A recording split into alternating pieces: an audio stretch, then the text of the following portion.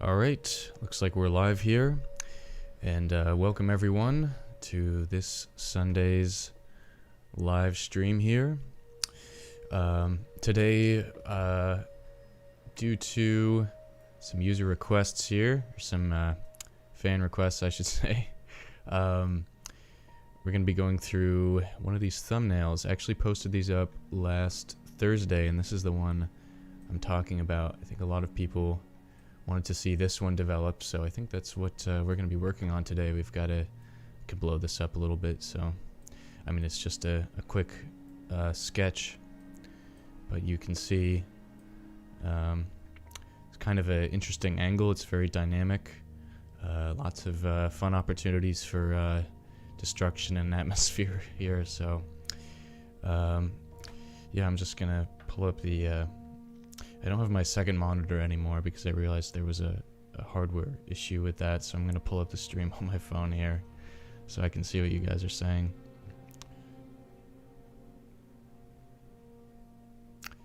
Here we are. Yeah, I'm just gonna I'll turn that sound off so I'm not listening to myself. Beautiful.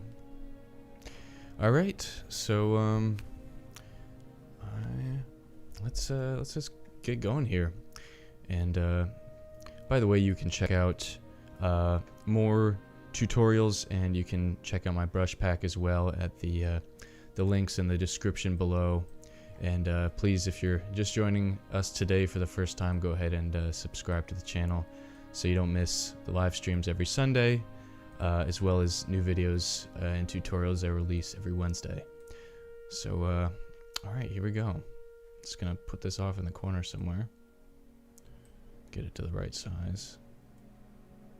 Feel free to drop any suggestions or comments or questions as I move forward here. And let's go into our windowed mode so we can move things around a bit. I'm using PureRef, by the way, for this this little reference window, which is really a useful program. You should check it out. I actually didn't use it for that long because I couldn't figure out. It's deceptively simple, but there are a lot of functions and keyboard shortcuts that end up working really well for you in the end, but can be a bit, I guess for me, I just wasn't patient enough to learn that for a minute, but really great program. Alright, so let's just dive in here. Hey Jose, nice to see you here.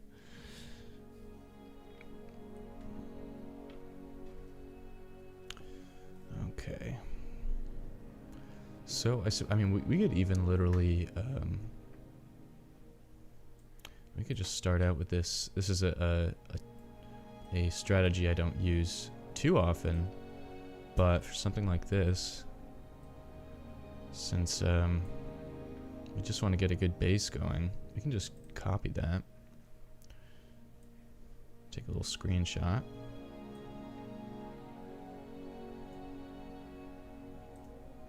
Yeah, I'm still getting used to the navigation controls for the PureRef, because it's like right click will move the window, but alt left click will move within the window. It's pretty interesting. Anyway, yeah, let's just paste that in here. Boom, done. Look at that. Look at that resolution. Beautiful.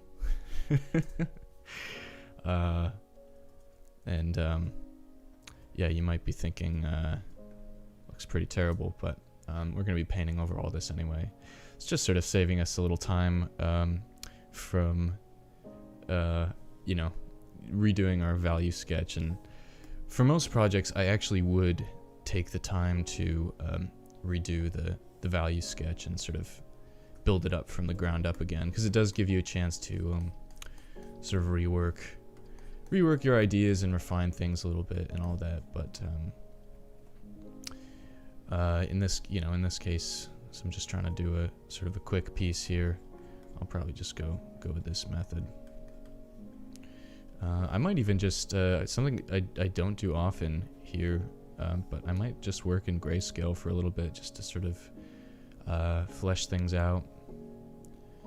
And let's bring out a mixer brush. Start just working out, I don't know, just thinking about how some of these details are gonna, or atmospheric effects are gonna play out here. Sort of refining shapes. I just want to go over everything a little bit just to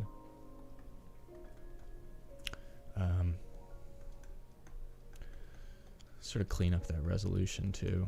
I'm working at 5,000 by 3,000 pixels right now.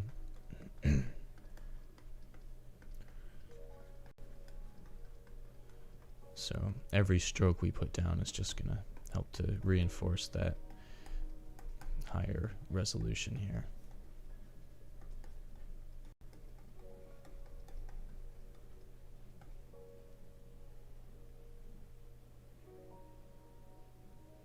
Yes, this is one of the thumbs from last Thumbnail Thursday, which is, I've moved to Thursday from Tuesday because the alliteration works much better. And it's actually it's kind of a fun thing I've started recently. It's just it's, you know, it's good practice for me to just, you know, be generating freeform ideas. You can see up here, these were the ones from last Thursday, and actually this one here was the one that was selected by votes on Instagram and Facebook, and so that's I have to develop that this week. So I'm skipping a week, but yeah, this if I can manage to pull it up here, this one here was, I think, what got the most reactions, the most positive votes here. So and I think I understand why. You know, it's pretty dynamic. It's pretty the angle is interesting. It tells a story very quickly, just with the lighting and the motion. Kind of looks like it's, you know, there's chaos and destruction, and there's some kind of something raining from the sky, and then there are these people just sort of watching from the foreground,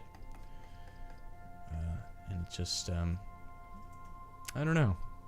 I feel like a lot of people are really sort of I don't want to say obsessed, but definitely fascinated with apocalyptic scenarios these days, and I don't know. I guess I just find that interesting.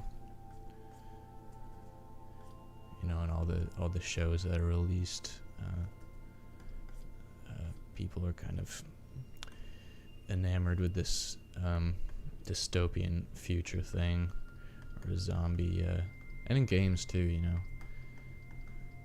these kind of post-apocalypse scenarios, but I don't know. That's I don't know what to think of that, really. It's just interesting, I suppose. So I'm just gonna go around the edges here and sort of kind of reduce the contrast a little bit, pull focus away from those areas, and back towards our central focal points. We have some repeating distant elements, these buildings here, which are sort of kind of creating a rhythm, sort of like a musical rhythm that brings us from the foreground over to this larger object here, which repeats as a smaller distant version, which repeats back here, and finally we get to I guess we could call this our focal point down here, although I'm not really sure what's happening. It's just happens to be the highest point of contrast here, so we can push that, we can build that up even more. And I guess it doesn't even have to be anything super special, you know. I guess it could be like an important citadel or something, or but I mean, I guess that's the thing I've been learning a bit more with creating focal areas, is they don't necessarily have to be super unique or distinct from the the rest of the painting in any other way than their contrast and, you know, design elements. But you know, you can make you know, for example, like my reflex is often to like create a very, you know, specific interesting element there that doesn't exist anywhere else in the painting, but it can just be a repetition of other elements that you see throughout the painting, but just presented in a more sort of dramatic and eye-catching way. So I think that's kind of what I'm going to try to do here with this sort of skyscraper thing in the background.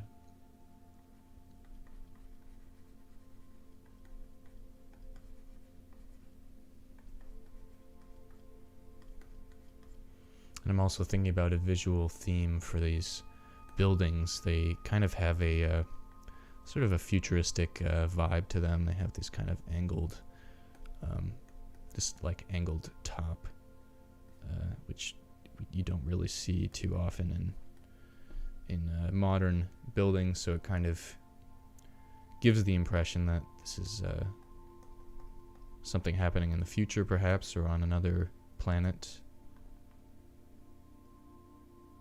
Just kind of correct the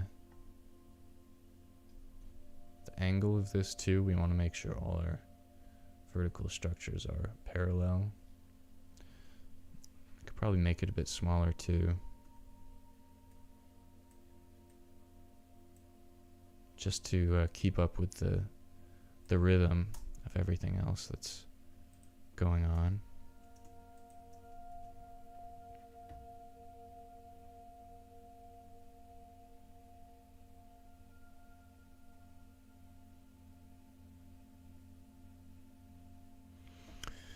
Yeah, I mean, that's actually something I've been trying to work on more.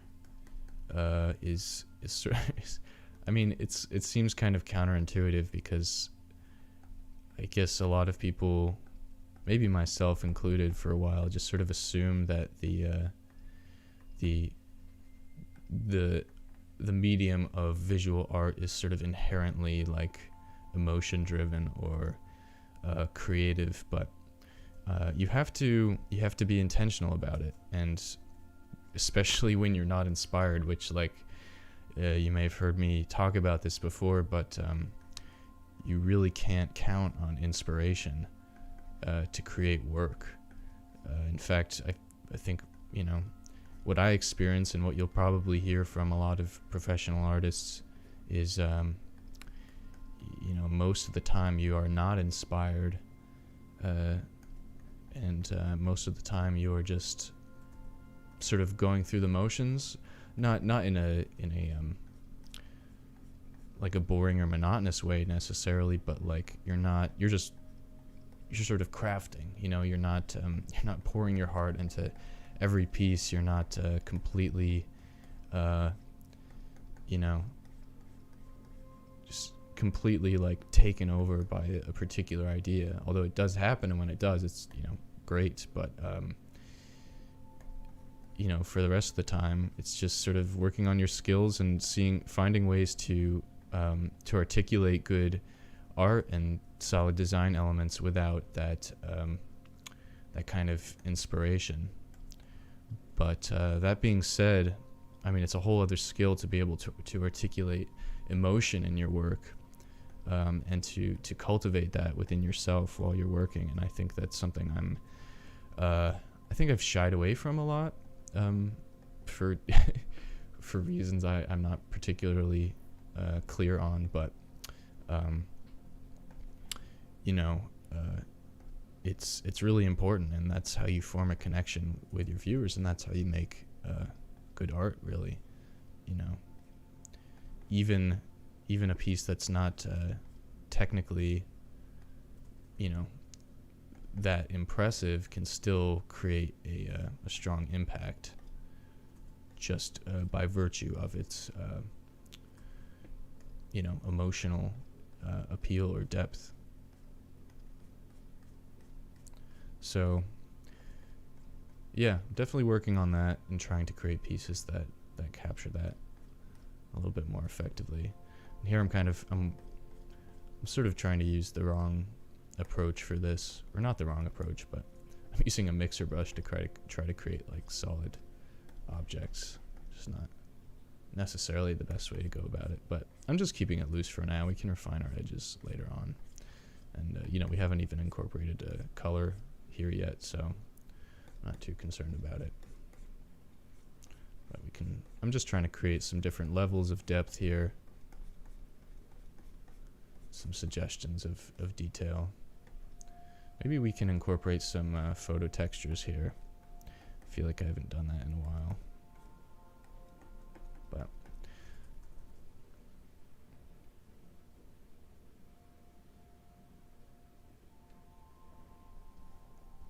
yeah, for sure. And I mean, you know, you maybe even like this piece in particular stuck out to people because I guess it's on a lot of people's minds. You know, it's like not just because that's our apocalyptic mindset is echoed in games and in the media and everything, but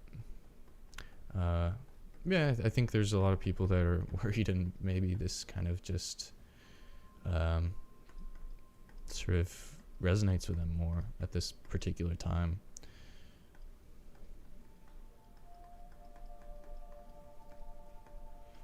Let's flip this and see if our composition is holding up. It's looking pretty good. I feel like it's a little unbalanced, but almost like almost in a good way. Like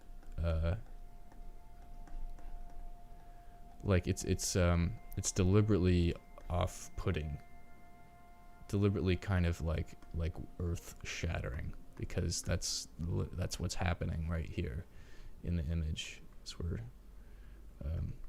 their world is sort of being shattered.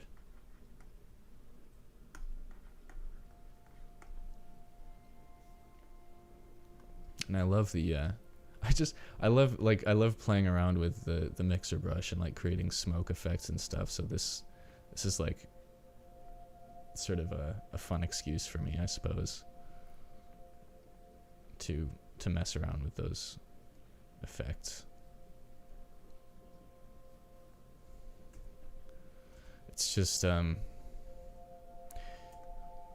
yeah, I guess I still haven't gotten around to that cloud tutorial that Jurgen is requesting every week, but you know, I'm using a lot of those same skills here, and it's really not that complicated. You're really just you're just pushing paint back and forth with this mixer brush until it looks right, you know. And we all know what clouds look like. I mean, you have to kind of take some time to maybe study some references and all that, but I mean, clouds and smoke and atmospheric things have just always been present in our lives, so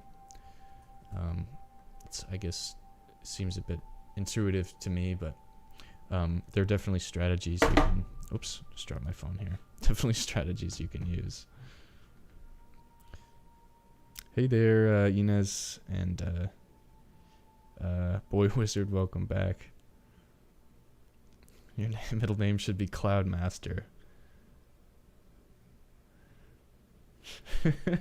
Yeah, maybe I'm sort of expressing my artistic privilege here.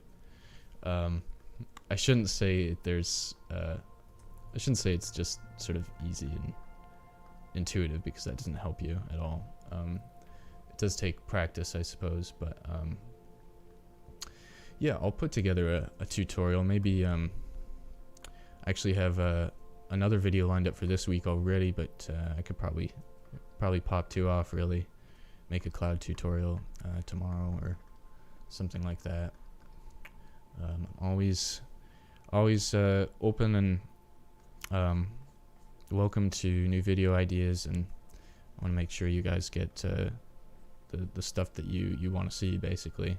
Anything that can help you, or anything you just want to watch happen. Be happy to put it together.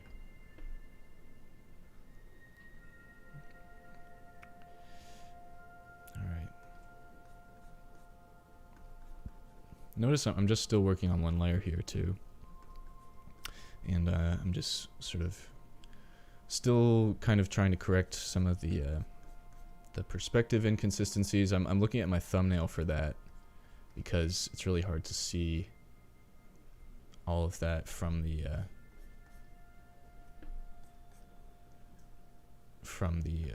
full screen, I guess.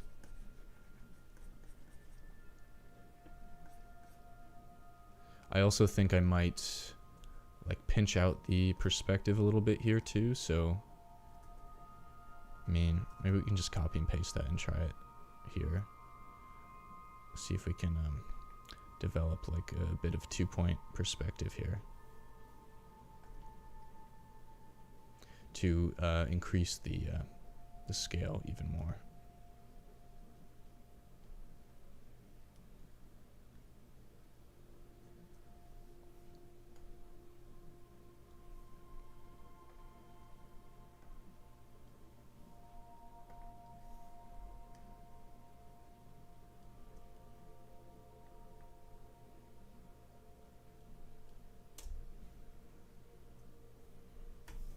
There, we can just sort of clean up this edge a little bit. Now it kind of looks like we're sort of looking up at this as well. Although maybe it might be a bit. Let's see if we can push it over just a little bit, like that.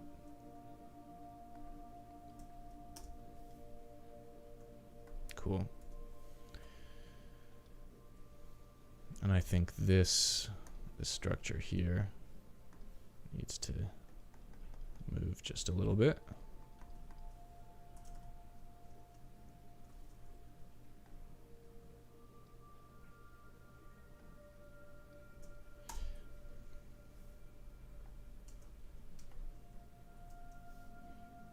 All right, close enough.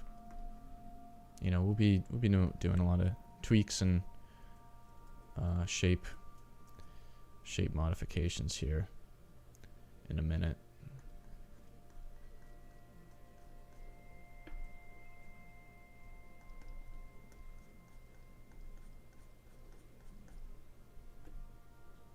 Just want to make sure things are sort of loosely heading in the right direction here.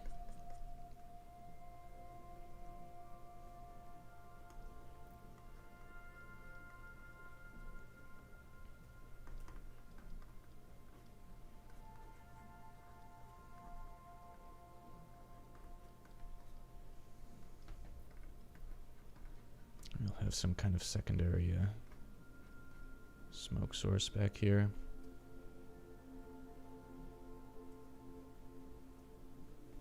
Let's flip our thumbnail as well. Oops, that's the wrong shortcut.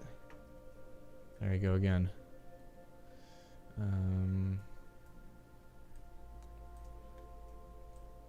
Is it?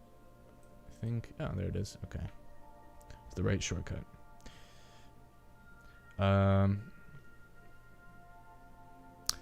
Cloud brush. I mean, this this one I'm using, which is the wet mixer brush from my brush pack, is pretty much what I use for all cloud applications. I mean, not all of them, but for most of them, and definitely for giving anything a sort of cloudy look.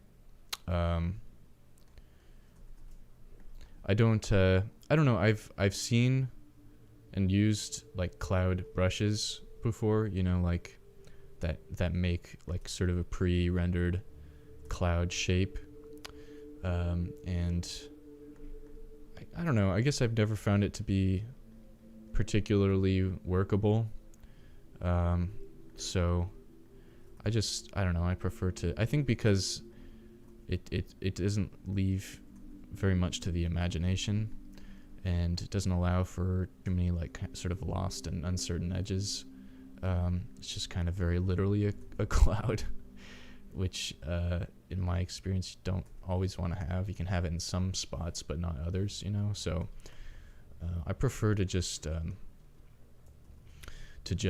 sort of you know, push things around with the mixer brush like this, with not just with any mixer brush, but this one has a bit of texture to it as well. So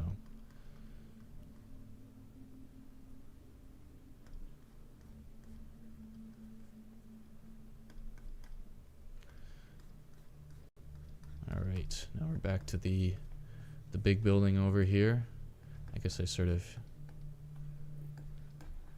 I kind of accidentally created this dark patch of sky, but maybe I'll actually push that up a little bit, sort of around the edges. Maybe not. Maybe that's too dark. We want to keep our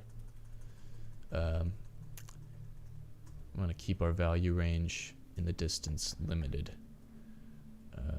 just so we can draw out those foreground objects even more. So let's just keep going with this value. This is probably the darkest we want our sky to become.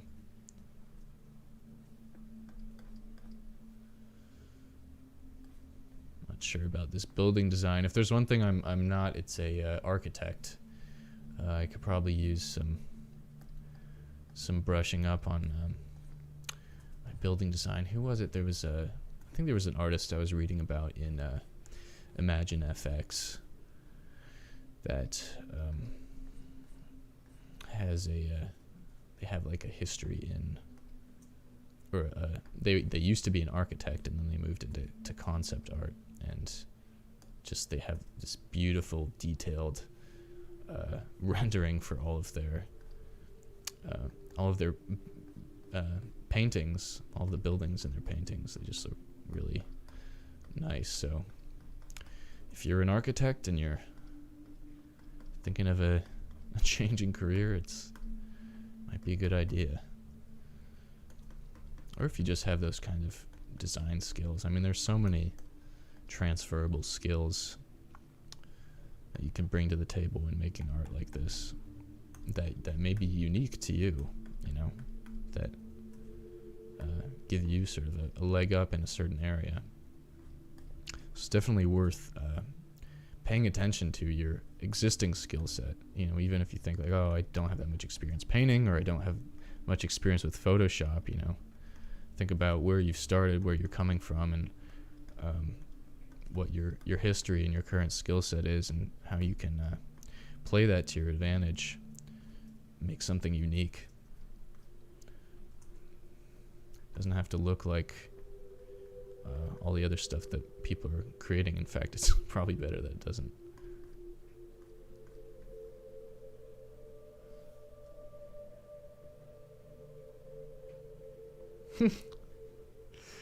A artist friend who studied architecture and became a magician. Interesting.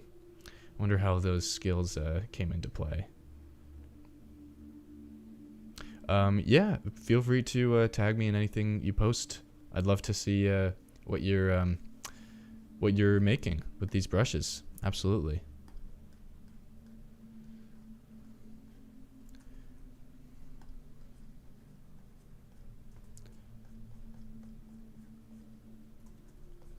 It's really cool actually to see. Can't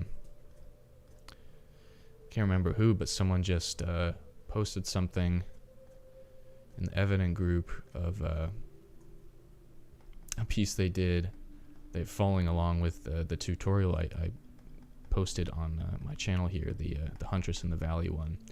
I posted part 1 on the channel here, and they made a cool rendition of that, and that was kind of wild, you know, seeing like your own artwork sort of attempted to be replicated by someone else. So I love to see that kind of stuff, or even just like seeing my brushes in use. Sam Stray left a really great review on my brush pack page, and also left a little image of a painting that he made it with them. So that was really nice. Really cool to see them in action.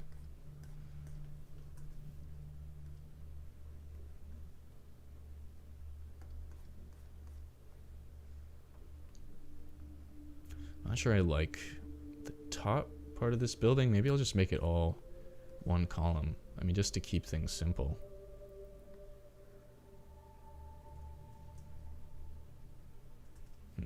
Well, we'll see. Once I break out the lasso tool, maybe I'll mess around with that a little bit. Maybe I will, however, it's easy to forget that buildings have 3 dimensions. I think to help reinforce this this perspective here, I might just try to create sort of the side view with this one. So I'm just kind of loosely keying in some perspective lines there.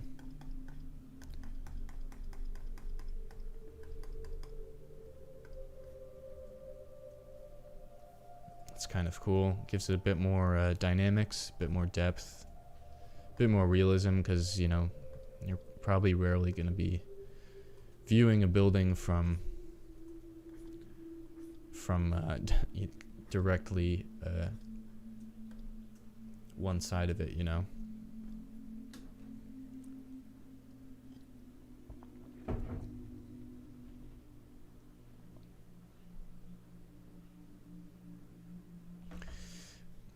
Not a great artist yourself, but you like to watch art. Hey, that's cool. I mean, I like to watch art too, and I know I have a friend actually who, like, before I even started doing like these time lapses and live streams and all that, he kept showing me this one artist channel on YouTube. He's like, dude, like look, I mean, he's never made art himself, or I mean, maybe a little bit, but that wasn't really his interest. He just kept he saw this guy on YouTube. He would do like these landscape oil paintings, but he would do time lapses of himself, and he kept showing me these things. He was like, man, you got to check this guy out. It's like, this is such a cool idea. Yeah, I mean, just watching the process can be really cool sometimes.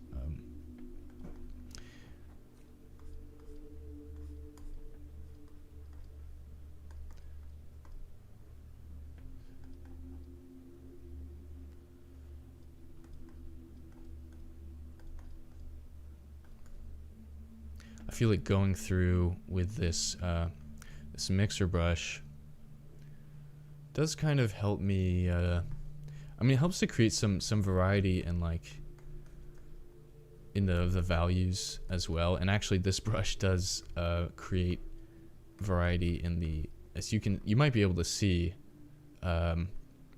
depending upon the quality of how this stream is coming through. But there are subtle variations in color that are being put down here, and that's part of what this brush does. It's already sort of building a base color variety template. This would be actually a good example of something that would be cool to build up in Blender first. I've actually been messing around with that a little bit recently, and it can be kind of overwhelming to learn new programs like that. And I've certainly kind of like reached points with it where I can't I can't look at it anymore. But it's actually pretty simple to set up something like this, even, you know, just a series of rectangle or yeah, I don't know what you would call a three-dimensional rectangle, not a cube, but you know what I mean. These three-dimensional boxes, you can just set them up in Blender and just have all that perspective work done for you, essentially. Of course, you should definitely learn the perspective fundamentals as well, so you can sort of tweak and edit it and like be able to create that yourself when needed. But you know, I think a good combination of both is a great place to start. And that's definitely what a lot of professional artists are doing. I mean, you know, by the time, like in the big game studios, a lot of, you know, those artists are using Blender for almost everything, or not Blender necessarily, but 3D rendering and stuff in their digital paintings all the time. It's kind of expected, and that's not because they don't know how to do it by hand. It's just it's faster. So they're already at the point where they could probably, you know, whip out the same quality by hand, but it's just faster to do it that way. And sometimes it just produces a bit more of a realistic, polished result, which is what a lot of what they want with concept art and that kind of thing. From what I've read, I mean, don't take my word for it. I'm not in the industry necessarily, but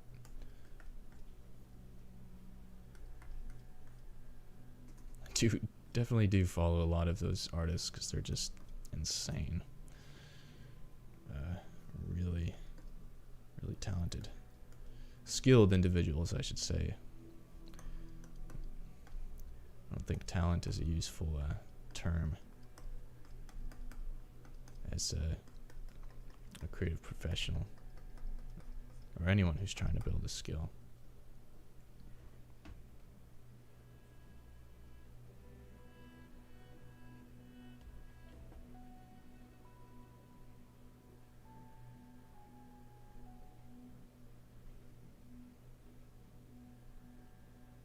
Oh, well, I didn't know that. I'm glad to hear you've been inspired to paint. I think that's what you're saying here. Yeah. I'm glad you're getting back into it, Inez. It's wonderful. I think everyone should be doing it. I feel like there's this stigma where it's like art is like something that artists do, but everyone started at some point. Like nobody, I mean, very few people made it through childhood, if anyone, without, scratching a doodle into the corner of their notebook, or making finger paintings in kindergarten. It's just like, I don't know. I mean, I feel like at some point someone just sort of beats it out of us, and it's kind of a shame. I think maybe what's unique about my experience with that is, I mean, maybe arguably the reason I'm here today, sort of making this stuff and actually making a living off of it, is because nobody told me I couldn't, really. There were plenty of people that sort of hinted at it. And like I understood what the societal expectations are. And don't get me wrong, nobody told me I could or that I should. I think nobody was like, hey, like you should try to make a career out of this, or like, hey, you should try to practice this every day and get better. I had a few teachers, there was in high school and college that said I had had some potential, but no, and supported me, and I'm very grateful for that. But yeah, I don't think I ever I never knew anybody else who was doing this, and so it was kind of weird. I sort of grew up in a bit of a creative vacuum almost, and I was always sort of the it was a double-edged sword in a lot of ways, because like I was the only person who was doing this in like a lot of my in school and in college in a lot of ways, and or like at least the only person kind of doing this kind of art and like pursuing this in the way that I am. So I think I got like the false impression that like I was the best at it in a way, which was actually a huge hindrance for me for a long time. I knew that I wasn't, but because I was in such a small circle of people that just weren't really pursuing this in the way that I was, I think I just sort of developed this mindset where I was like, oh, I'm just gonna keep doing this when I feel the inspiration, and people are always gonna be sort of impressed with it in some way, and I'll just do that, and then eventually someone will find me and want to pay me money. It's like such a terrible terrible mindset, and it actually has taken me years to work my way out of that, and like develop the attitude that like, no, like, even like I think I got a bit of a head start for some reason or another, just because when I was young I was very motivated to create for my own purposes, you know, and I was just sort of driven to do that because I loved like dinosaurs and fantasy and sci-fi and that kind of stuff. And I don't know, I just wanted to like get involved with them. I wanted to understand them, and I just wanted to sort of be involved with that process and that creation process. So I think I had a bit of experience with that under my belt for a while, but I just didn't like practice consistently enough, and I didn't develop a good practice and habit mindset until very recently.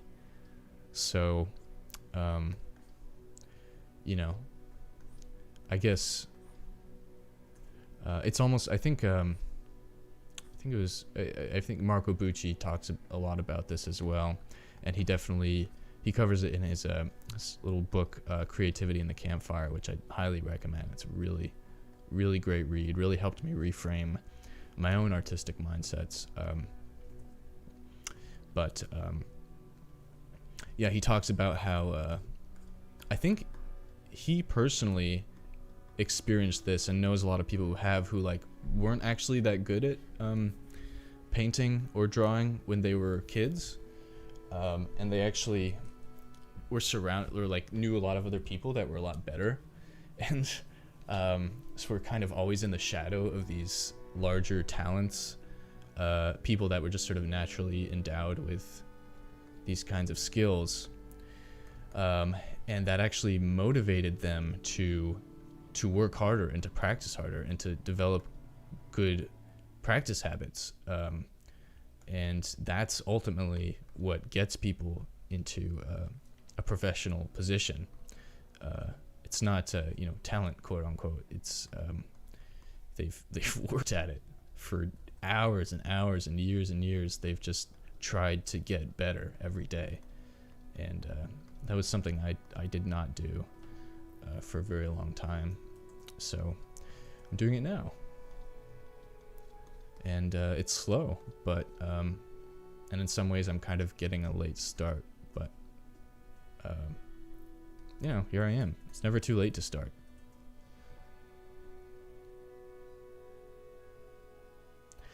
I actually had a grandmother. I never really knew her, but she has a really amazing story, and I won't not gonna say the whole thing because I need to focus on my art in a minute here. But the point is, she raised a family. She actually had like a total of like 8 kids, but a lot of them died from cystic fibrosis when they were very young, and she ended up raising four of them into adulthood, or but after all that, I think she always played violin with like her family. Just that was a thing. And then I think she had some small gigs as like a teacher and all that, but she ended up in her 40s, or maybe like late 40s, early 50s. She just sort of decided she was going to start a career as a violinist in the I think it was the Indianapolis Philharmonic Orchestra or something, and just had a really like amazing successful career in that, just like in the last quarter of her life. So it's really, where you start is not an excuse, I suppose, and where you are in your life, it's just It's just what you're willing to commit to. If there's anything I got out of that anyway.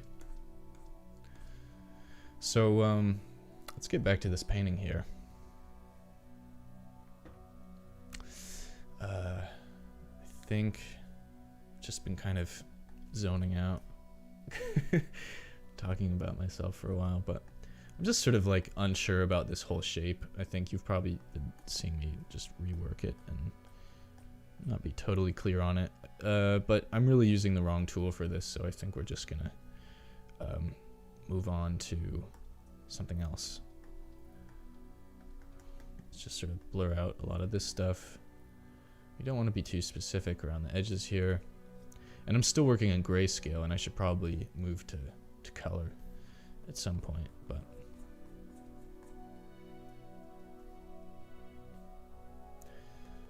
this is pretty cool.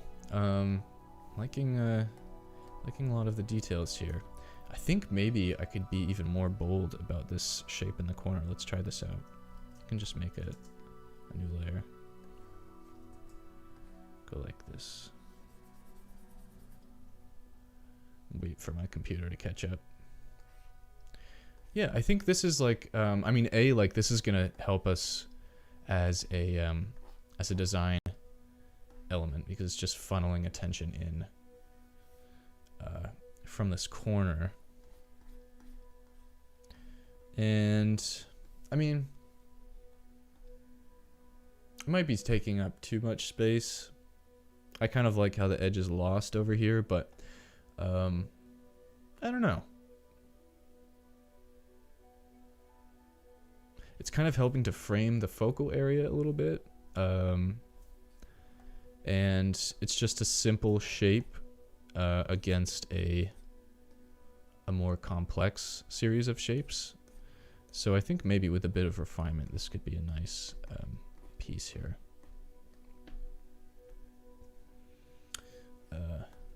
Something maybe we can just be looking up at from below.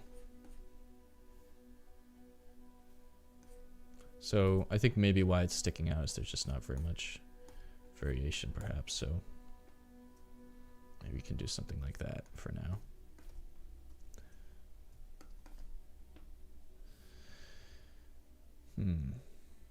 Yeah, it's just a bit too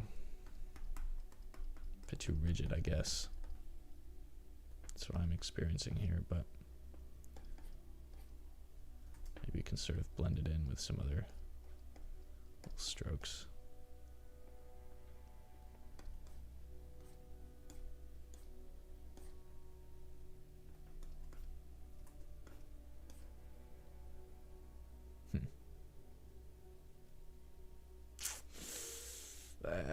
I don't think so. Nope. I'm not sure what's going to happen. Maybe we'll just keep doing stuff like this over here. Yeah, I think I like that better already. Okay. I got to take a quick break. I'll be right back in a couple of minutes here. So do not leave.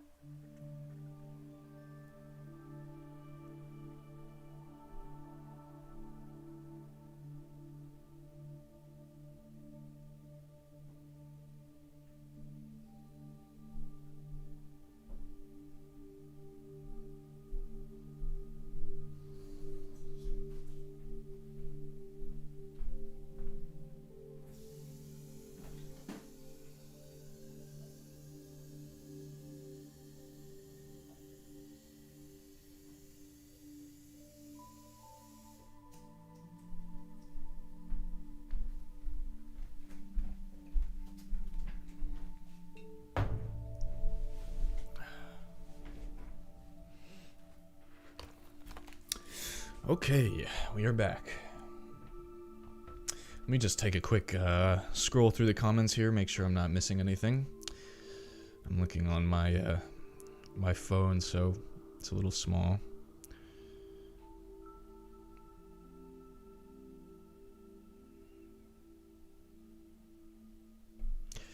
The only person that can stop you from learning is you. Very wise. I love it.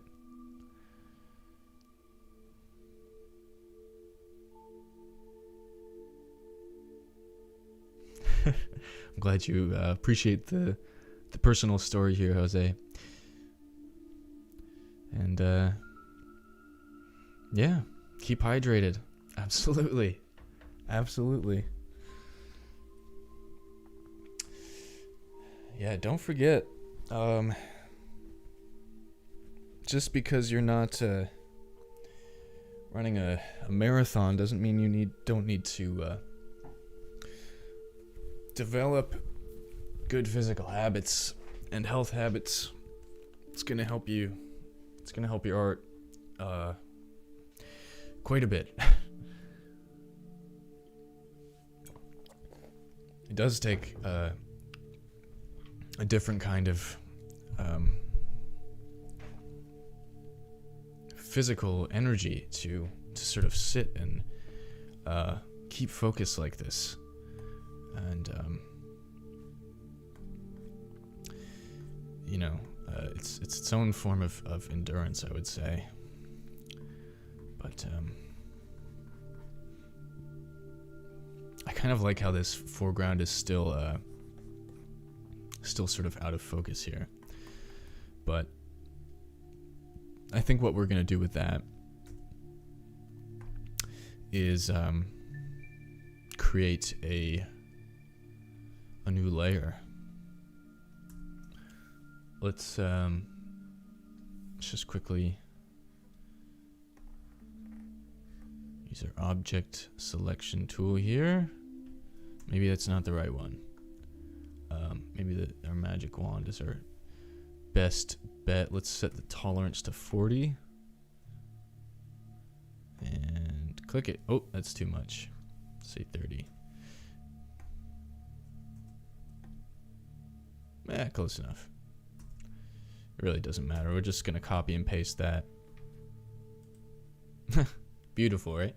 And then that just leaves us free to kind of mess around with the atmospheric effects and everything down here. So I'm just gonna sort of fill that in a little bit. We're gonna create a little bit of, we're gonna use the atmosphere to create a little bit of contrast around our characters here as well. So stay tuned for that as I'm doing it right now. Awesome. And I think it's probably time to put some color in here, because it's time to start refining some things. And God, I don't even know what time it is here. Perfect. Wow, we are just making great progress here. I'm really liking how this is shaping out. So let's just do a quick color balance, and our light source is going to be this ambient red and yellow glow from the fire. I suppose it could be like a blue fire, but we're not going to do that. And then we push our shadows further towards the blue, maybe the little green. We can keep pushing back and forth until we get a nice contrast here. I love this. It's almost apocalyptic. Kind of looks like California right now. Yeah, that's in bad taste, but pretty wild. Or maybe not right now. I actually don't know. I haven't checked in for a while, but at least a couple months ago it was kind of looking like this.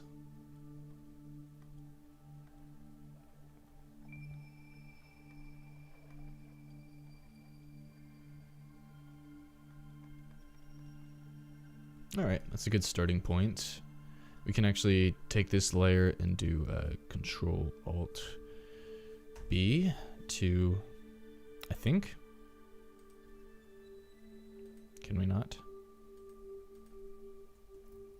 Usually we can, but sometimes it doesn't read. Anyway, we can just do the same thing here. So it matches up. Not like super important, but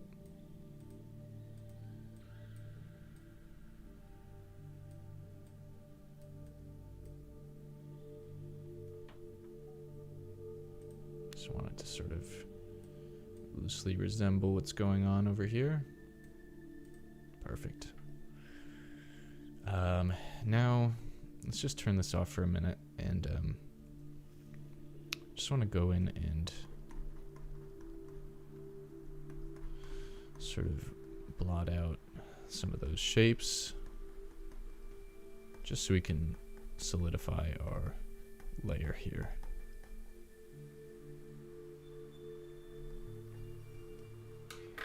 Oh, you know what I can do? I actually have a little stand I can put my phone on so I can see these comments a little better. Still working on my ultimate system here. But I would like to get the second monitor set up again at some point, but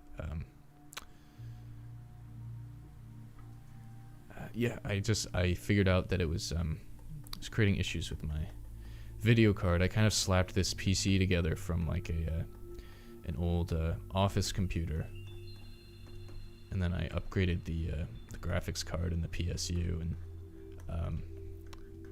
sort of souped it up a little bit, but does lead to some challenges and incompatibilities sometimes.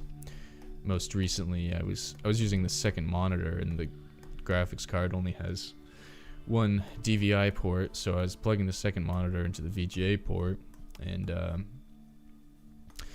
when I did that, it just by default worked with the computer's onboard like native Intel graphics, and so it wasn't actually using the graphics card that I upgraded with, which was leading to some problems with programs, and Adobe Premiere was struggling quite a bit. Didn't even work. So I had to ditch the other monitor, which is a shame because I was really enjoying that. But I'll figure it out at some point.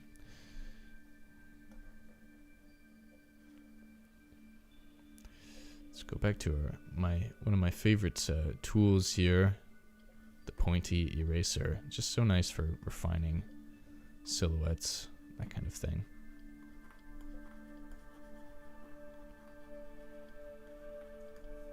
Just gonna clean up some of these shapes here, make them into actual people instead of just blobs. We can reestablish. There was like a guardrail here. We can sort of reestablish that. I wonder if we could even do something like this.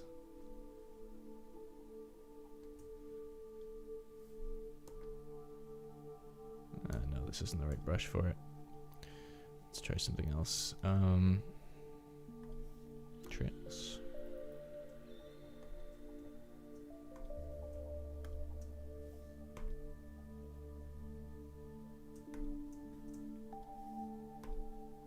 Huh, weird.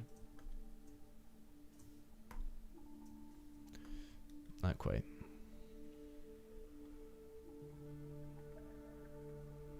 Ah, builder brush. The brush I made specifically for this application.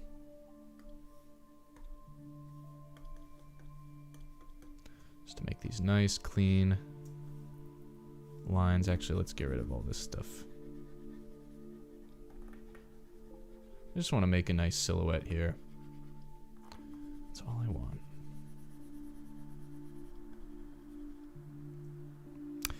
Hey there, Duck D. Jensen. Welcome. I don't think I've seen you here before. Yes, make sure you grab some water. Stay hydrated for this. It's very important. But welcome to the Sunday stream. Having a lot of fun with this one, which is probably not what I should be having because it's a very tragic scene, but so is the music. I like this music though. It's awesome. like some dolphin noises in the background. Awesome.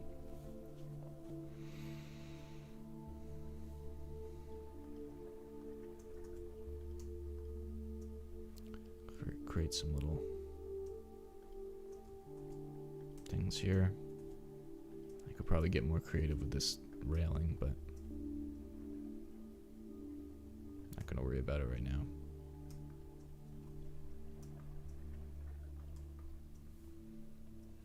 Just want to get those basic shapes in there.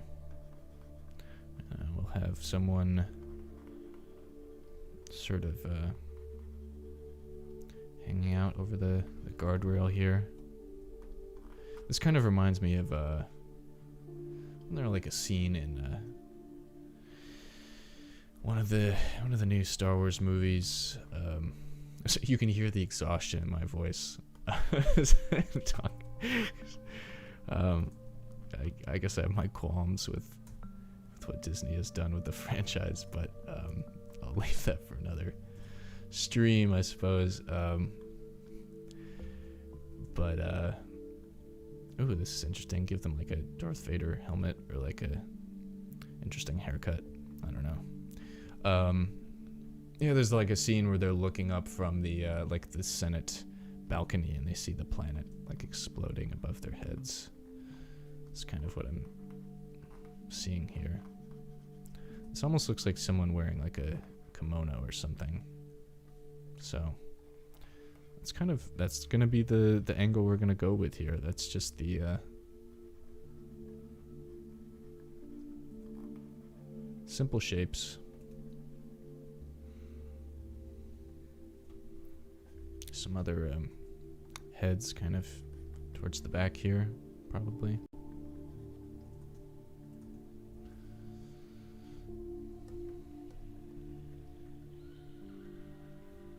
Can have some things like this, some figures towards the back, very low contrast. Almost like a little crowd. Who's your crowd, Jose? I think that was you. Someone's always asking me to make a crowd, so that's what I'm doing here. This person holding a child. Ooh, that's a good idea. You know what? That would really help sell the emotional impact. I say that like this is a vacuum cleaner I'm trying to pawn off and say, no, but it's a really good idea. Have some more emotional weight here. So let's have a little hand holding.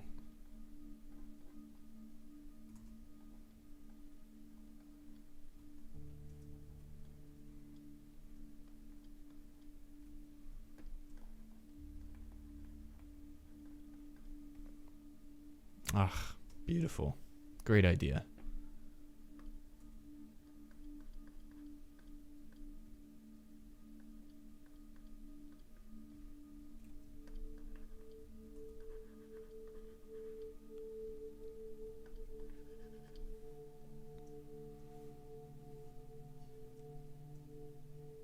Yes, it was you, Jose. The crowd is here. And right now they consist of a bunch of lines and silhouettes, which is really, I think, all you need for a crowd. Except for the key figures, but I think a lot of these other ones are going to be sort of out of focus and everything. But all right, so we got a nice, nice distinct layer here for our foreground. Now let's start refining some of our building shapes as well. And I think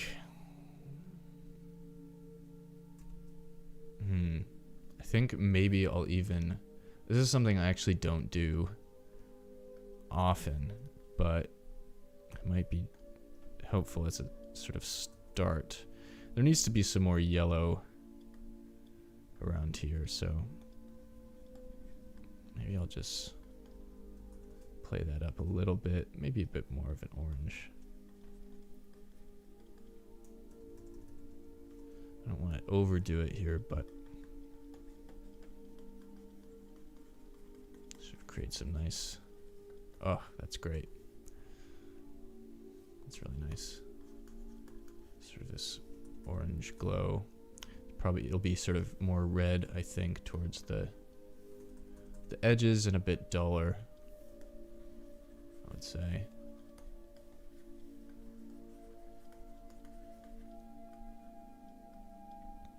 And then maybe these fiery comet things will have a bit more yellow to them. But yeah, that's kind of why I don't use the color brush mode that much. It just kind of bleeds a little bit, but it's really useful for what I was just doing there.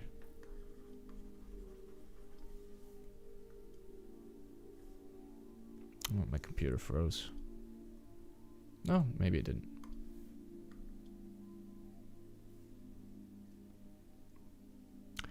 The market painting full of people.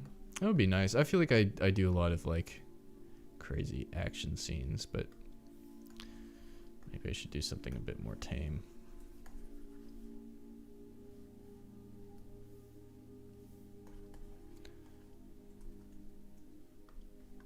By the way, you can see I still have my original thumbnail reference up here as well, and you know, that's really useful to have, just so you can kind of remember where the idea came from and what its sort of essence is, I suppose.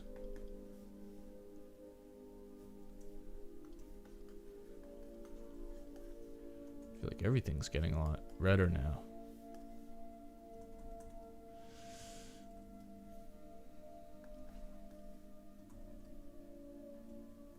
All right. Now,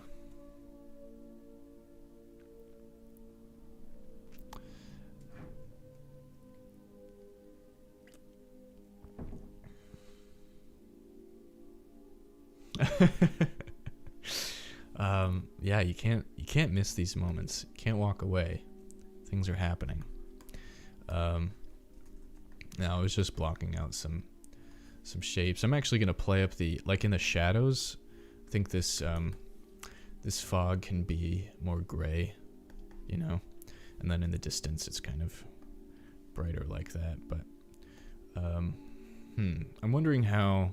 I guess this is the trouble with working with grayscale. I'm never quite sure what to do at this point, because like I need to like inject some more like color variety in here, but it's just I'm not but it kind of means just working over a lot of these areas again, but that's okay. I mean, you can always improve things even more. But yeah, I mean, you just get kind of some weird color discrepancies. I don't really know what I'm talking about.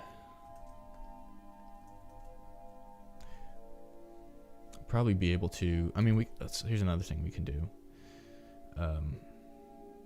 Well, maybe we'll wait on that. I was gonna do the big linear dodge brush thing, but let's wait on that.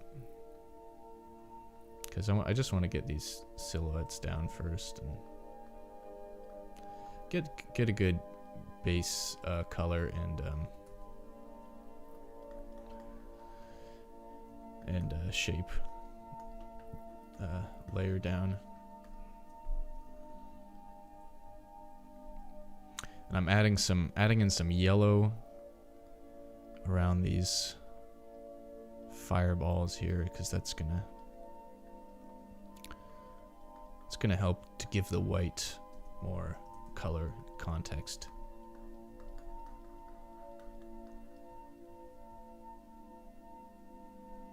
And then I think maybe with this sky we could push like more towards a purple maybe.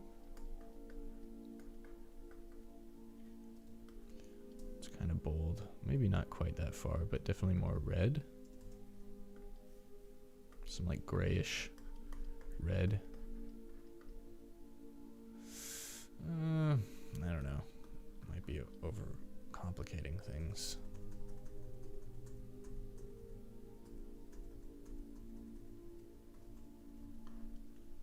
You can just sort of gradually introduce color as it's needed.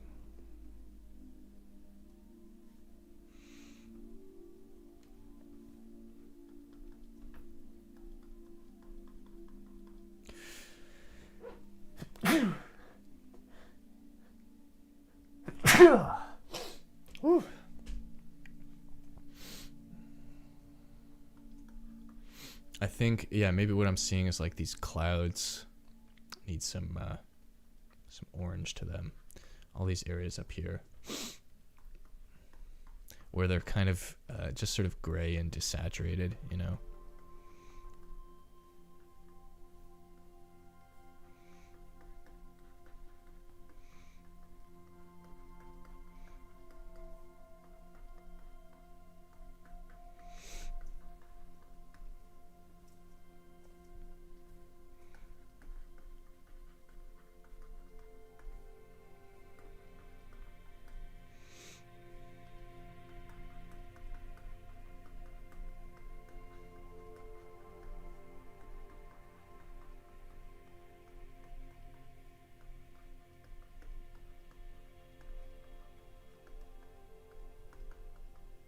Could even just, let's see what happens if we just bump up the saturation.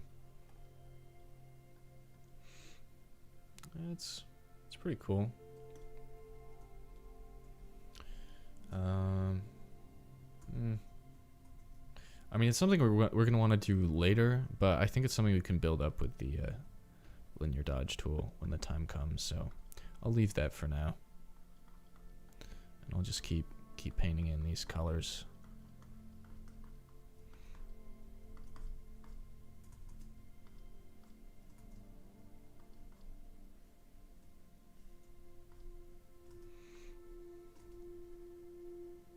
I think there was a lot more like a lot more motion in that original sketch there. So I try to like get some of that back with just some of these bright trails, sort of these loose indications of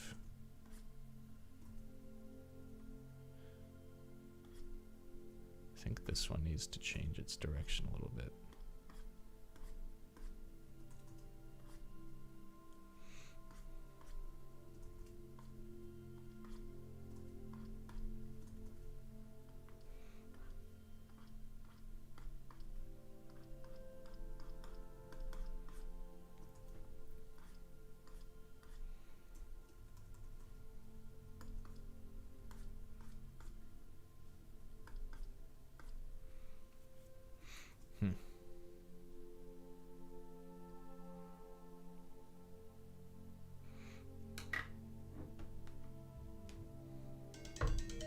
Nope. Sister's calling me.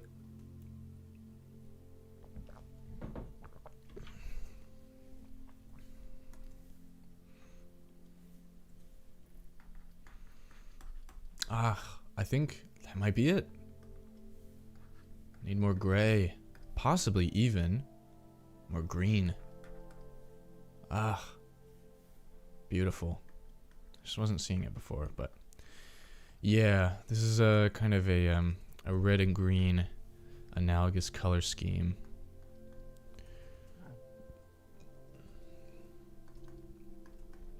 I think I need to build up that dynamic a bit more.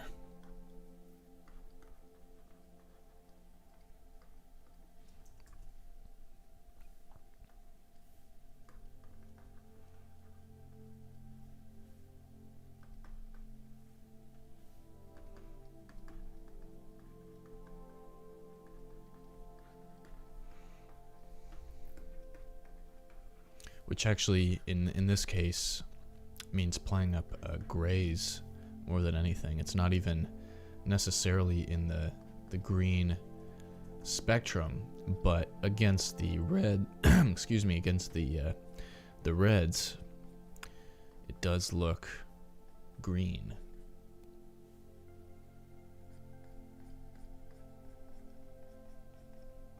Yeah.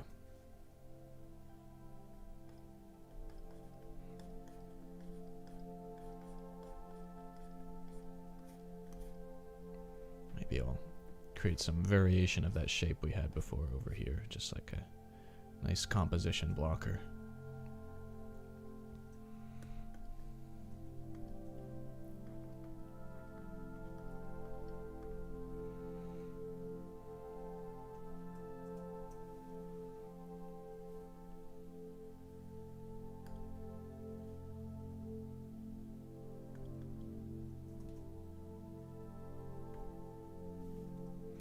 All right, now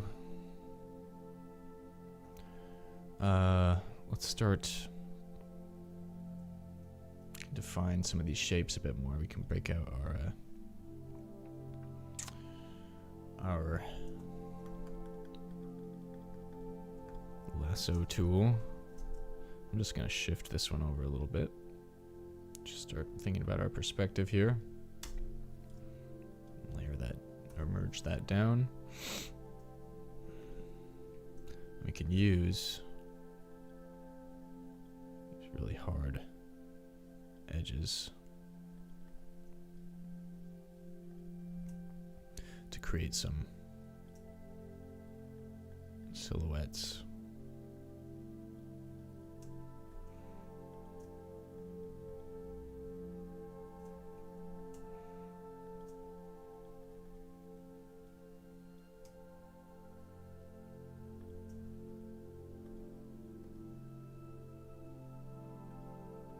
Just really simple shapes. Let's try that.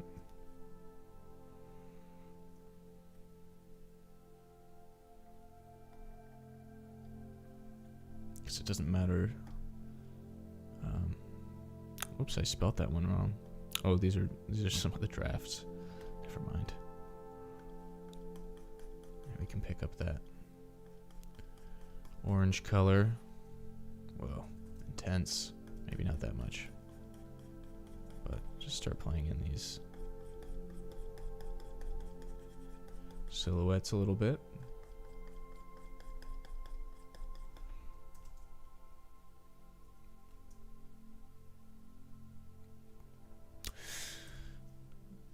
And I think this one's a little bit off.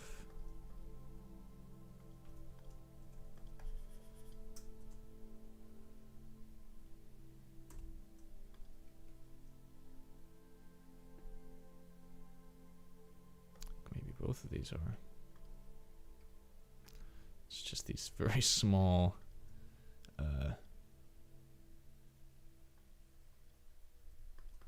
perspective shifts are very important.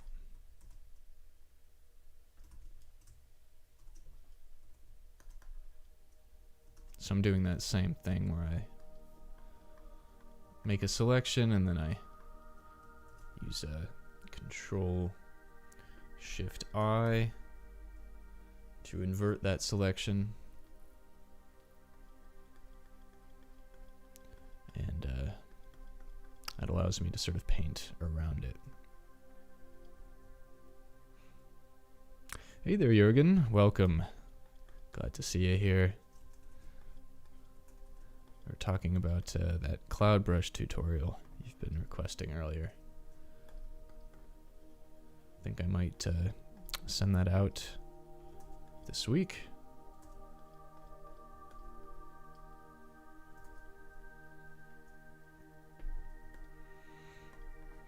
I'm going to change the design of this building here.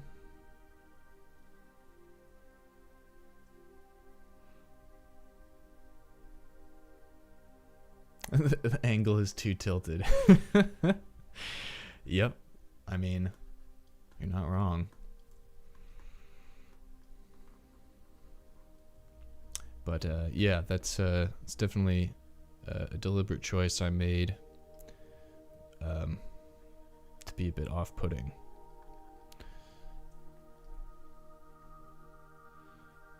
I mean, my head's just been like this the whole time. Maybe you can see that, but yeah, it's fun messing around with angle variations and stuff.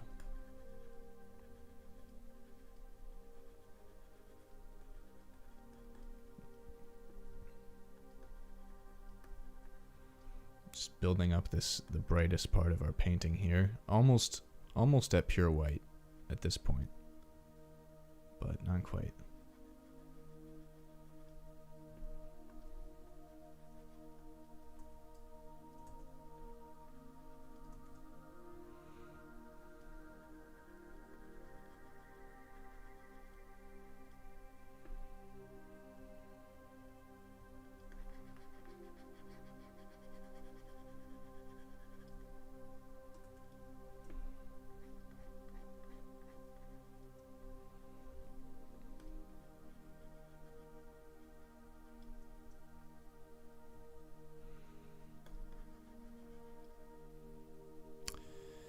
Oh, how am I? I'm doing well. A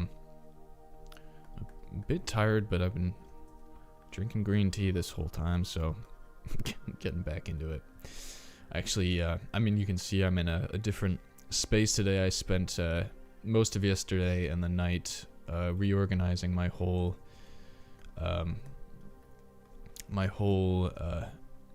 house, basically. Well, it's you know, it's a sort of a cabin. It's got a couple rooms, and now I'm in the second one. And I just figured it just sort of came to me. I had this idea of how I could optimize the whole space and get a better workstation going. So I just was moving all this stuff around, setting stuff up, and well into the night. It's not quite finished yet. I mean, you can see there's just sort of a bunch of stuff in the background here, but we're getting there. It's gonna be really great, and yeah, I'll probably end up getting some better backdrops for this camera here, because it's not. I mean, I have let's see, I have one of my old paintings up there actually from college, and some instruments back there, but yeah, it's working out great so far. But yeah, I'm pretty tired because I stayed up real late doing that. So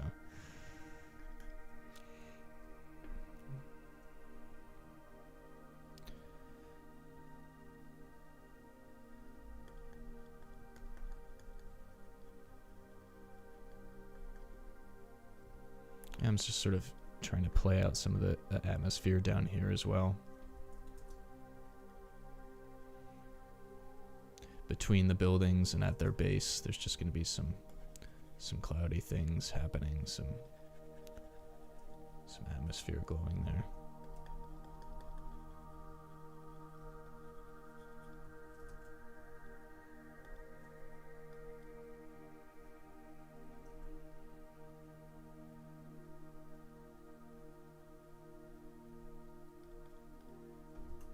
I think we view things left to right because our eyes are trained that way, so having the destruction at the focal point makes it interesting. I mean, I've been flipping this back and forth, so I don't know which way it reads better to you. I try to develop I try to develop it in a way that it looks good both ways. You can even, here's a fun one, I have this shortcut map too. You can see it vertically. This is actually a great exercise to help you get some perspective on your piece, help you see things a bit more objectively. So yeah, maybe I'll just work on it upside down for a little bit. You don't know what you've brought on by by starting this conversation. But actually, no, this is helping me quite a bit. Get some nice perspective here.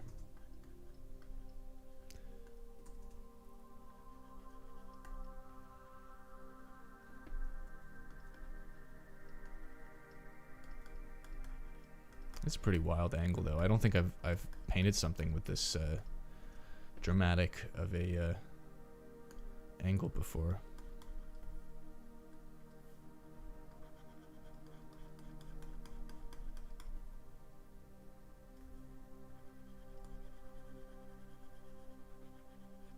Just sort of making sure I'm getting the colors right here, because this was a little bit too saturated.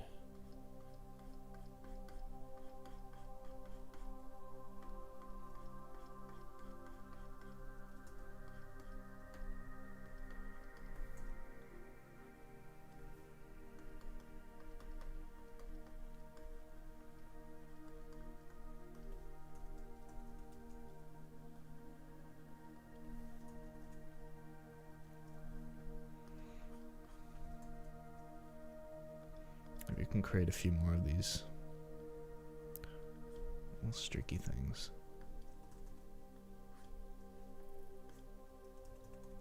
I don't know, maybe we'll do that later.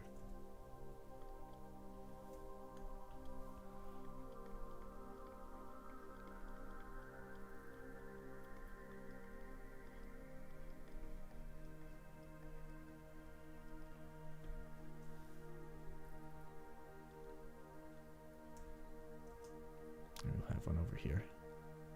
Just some little guys.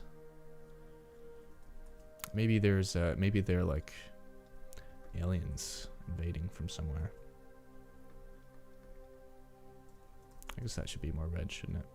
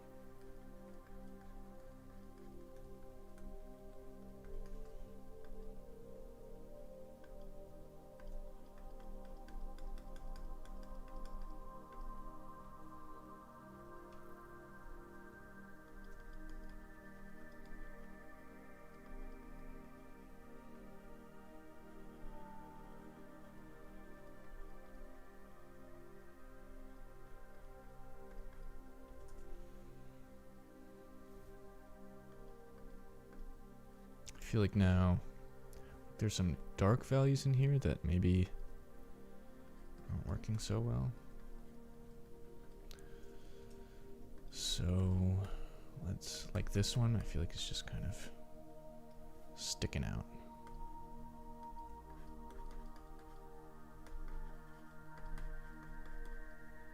By the way, I'm not just sort of arbitrarily choosing the direction of these that these buildings are pointing, you know, like in the top. Just the way they're angled is I'm using those as composition funnels. How it kind of like, you know, funnels your eye over that way.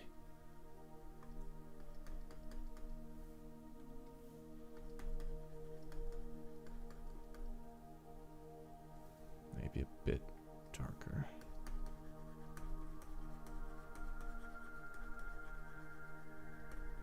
I should probably just be using the lasso tool for this, kind of making more work for myself than I have to.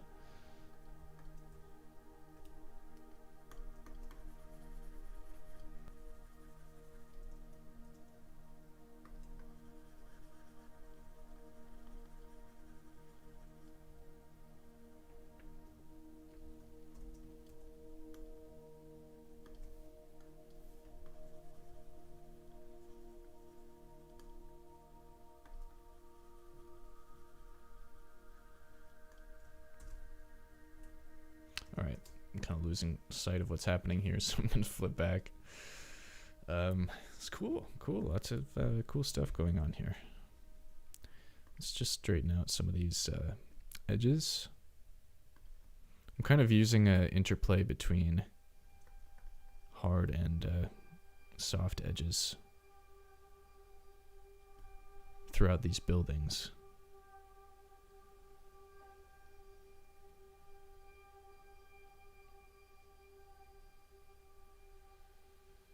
sort of want to maintain this style.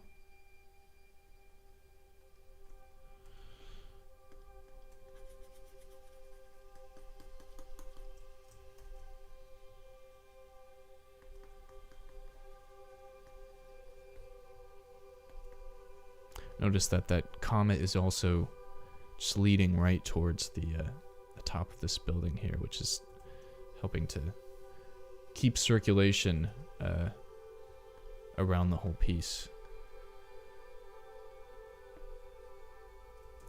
I think maybe I'll just get rid of this little one here. Maybe this one too. I don't know. Kind of stick out.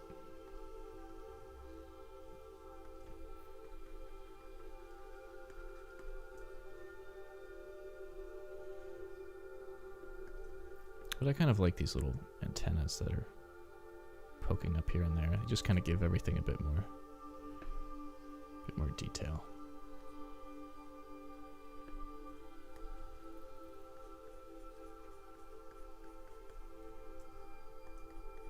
And I like how there's still some color variety down here. Like there's some reds and some greens and some grays.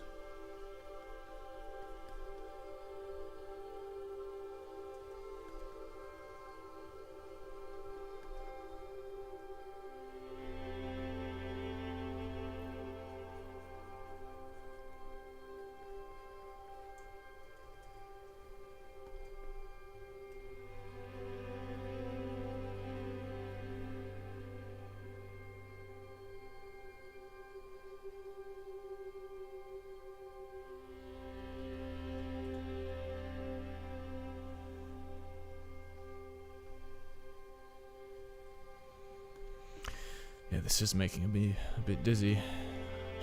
Going back and forth between all these dramatic perspectives. What is this song? It's great, isn't it? This is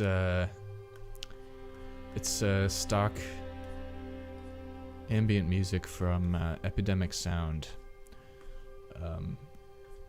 I can't remember who the artist is, but yeah, I mean, I can't really play anything from Spotify or anything like that on here. So I think I have a subscription there, so I can use some of that stuff in my videos. It's really great.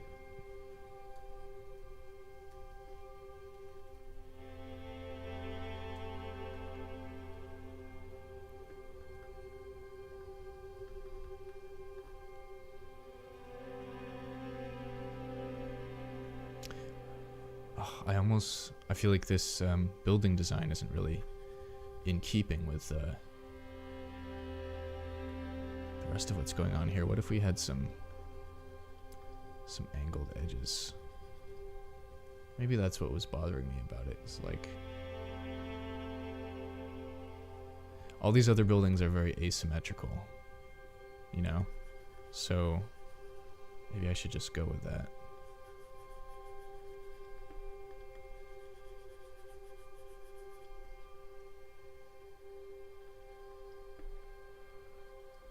Let's use our builder brush. Make a nice clean line here, even if it's not all the right color. I think that looks right. Just fill that in. Some of these going on to help us with our perspective. I don't know exactly how accurate they are, but pretty close. Oh yeah, that looks really nice, actually.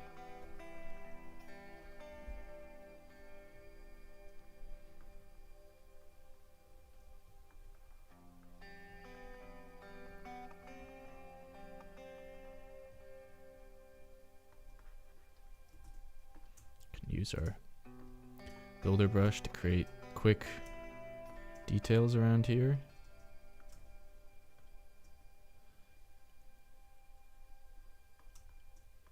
suggestions of things happening.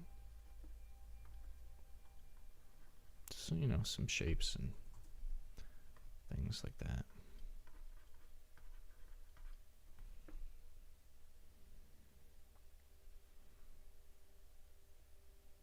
It almost looks like, oh, we could, yeah. What does it look like here? It almost looks like this is coming out like that. And there's a sort of a plane change right here.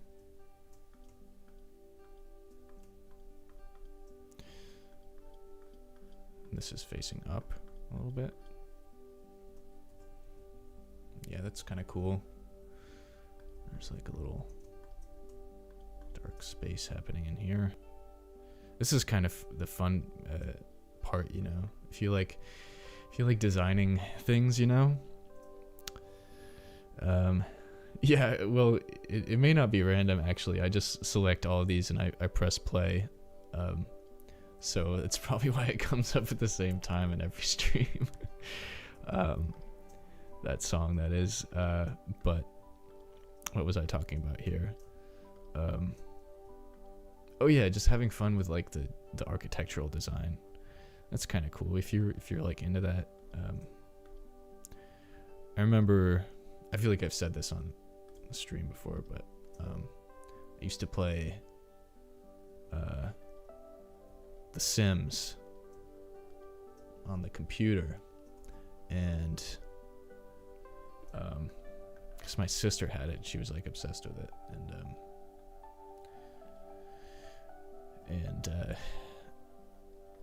what was I saying? Oh yeah, I think my favorite part about that was building the house. You know, I didn't even really care that much about keeping them alive.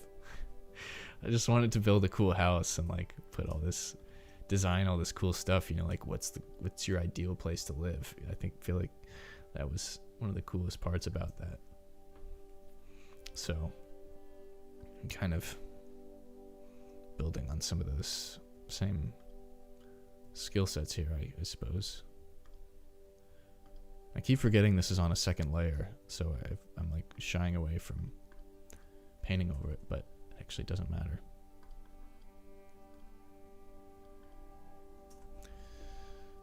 Okay, we'll probably have some kind of reflection here. Let's see how this looks. Sometimes the reflections are a bit hard to pin down in terms of their intensity and everything. Maybe there won't be. It's one of those things where it's like it might be kind of realistic, but it just doesn't work for the design. So I actually might have to bring up a study at some point, or a photo reference at some point of a building with a reflection like this, because I'm actually sort of drawing a blank on like how all the lighting and everything works here. Looks like the perspective is working pretty well though.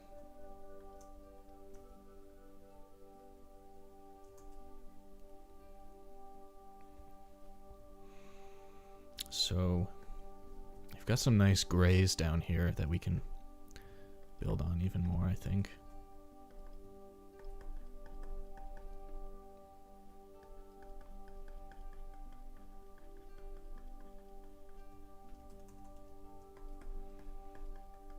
I love how even for like a piece that doesn't have that much color in it yet, there's still a lot of color variety. We could even push all that just by increasing the saturation a little bit. Yeah, we can do that.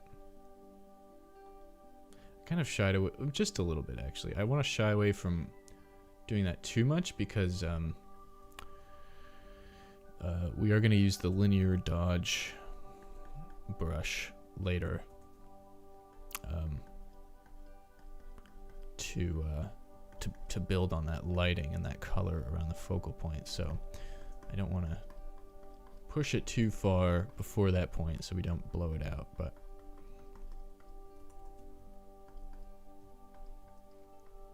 and then I love that there's this gray here. I'm going to push that even more. even increase the value a little bit just so we can create a nice silhouette here behind the... Maybe there can even be some clouds happening up here. Maybe this is a really big building. Even if they're not clouds, it's just nice to lose some of those edges sometimes.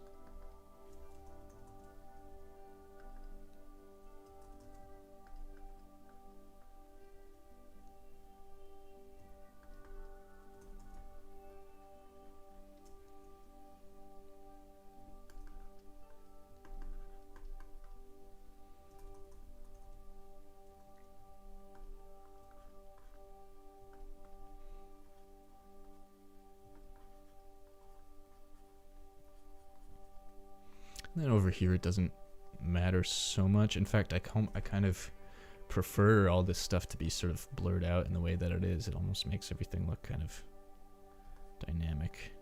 Like there's, like the earth is shaking or something.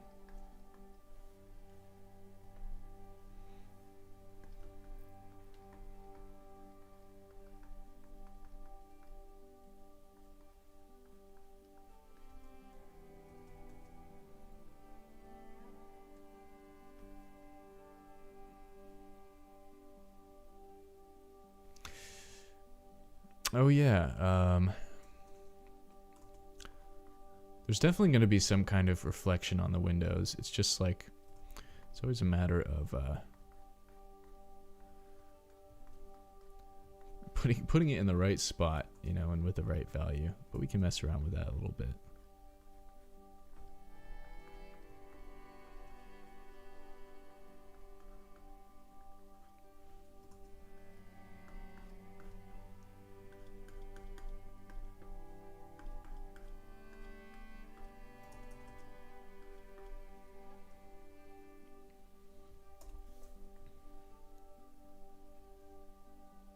Maybe I can set it on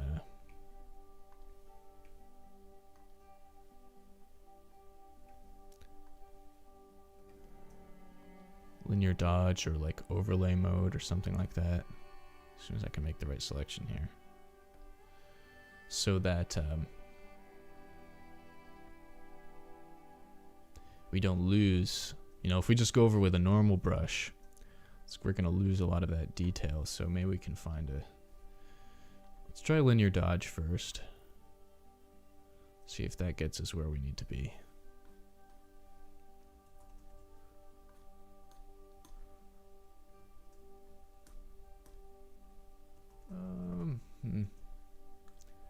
Maybe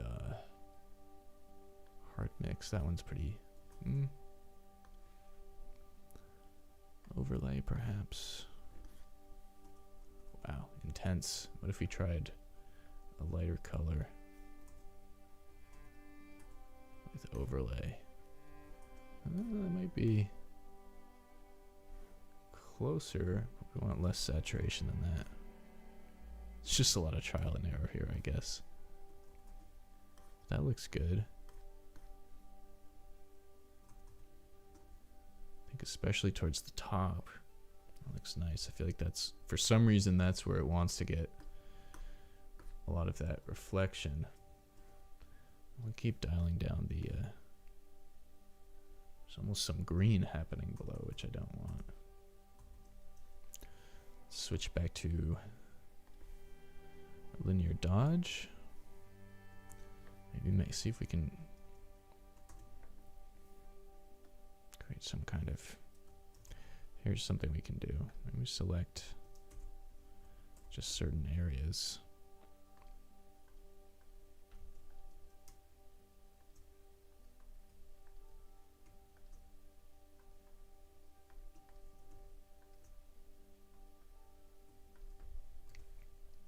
Kind of a shot in the dark, but oh, and let's subtract out this edge here.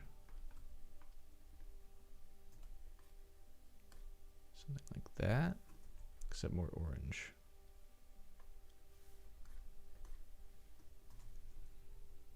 Maybe just a little bit of that.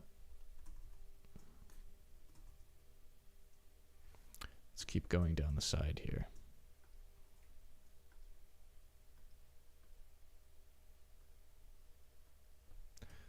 This also might be something we could solve with a photo texture later.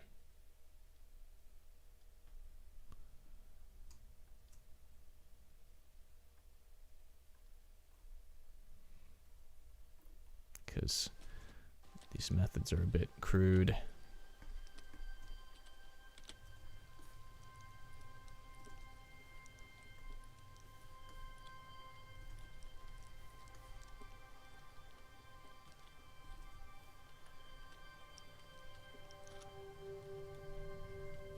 All right, see you later, Inez. Thanks for joining us. As always, I love your your insights and comments throughout here.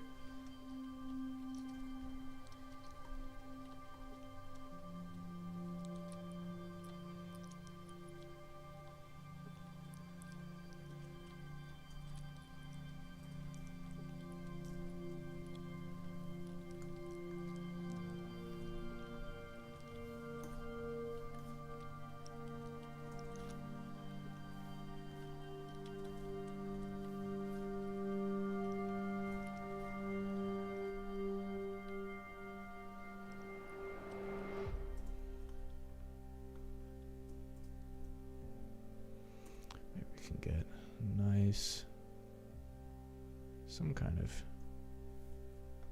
highlight here.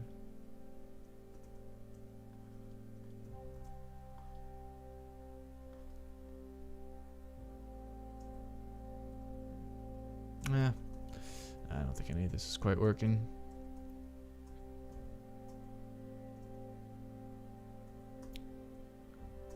Yeah, I guess it depends upon the material of the building, and I think in this case,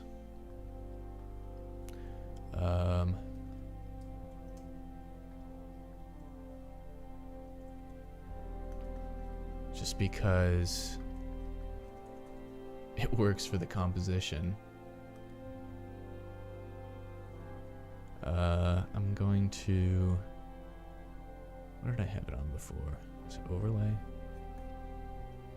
I can do a little bit up there. God, this music is intense. Do something like that, you know.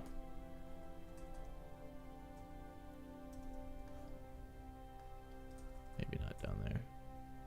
Something very subtle. All right. Now, that's kind of nice. Can go in with this.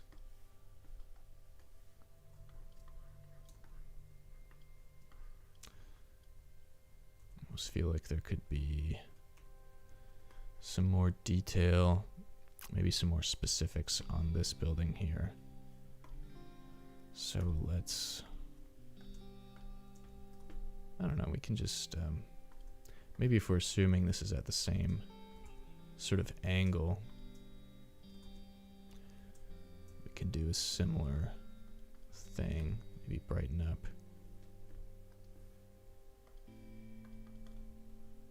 Not that much.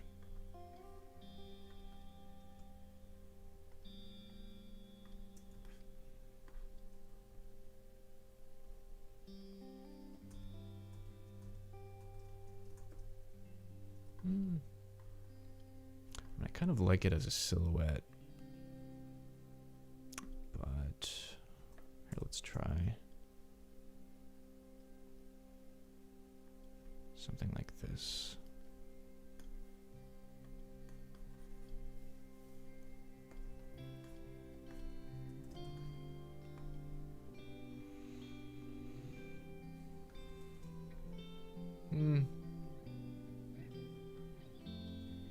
Maybe something else up here.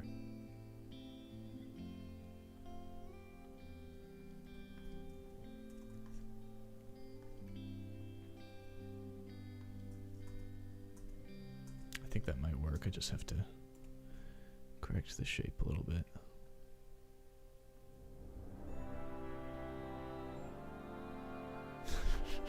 This song always comes up at such an inappropriate time. I don't even know what this is. But, it's just so dramatic. It's like the end of a Disney movie.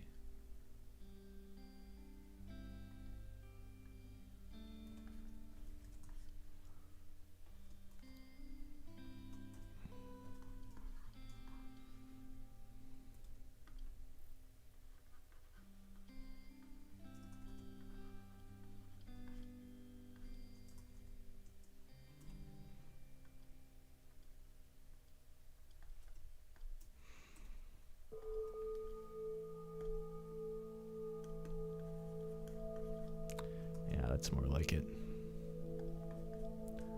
Very ethereal.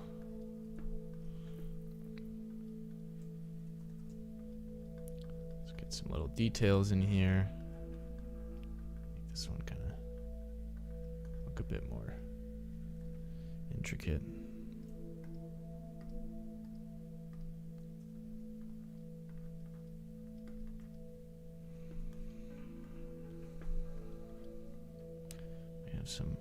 Actually love this perspective. I feel like I'm spinning.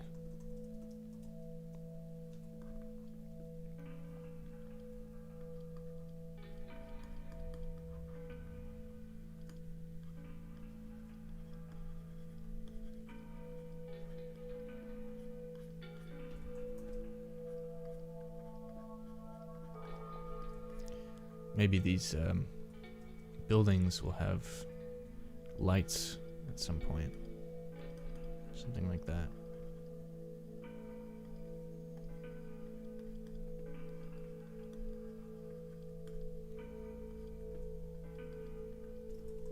I'm using this gray as like a sort of like a sky color. It's where the gray sky is reflecting down on these silhouettes. This helps to give them a bit more depth and dimension.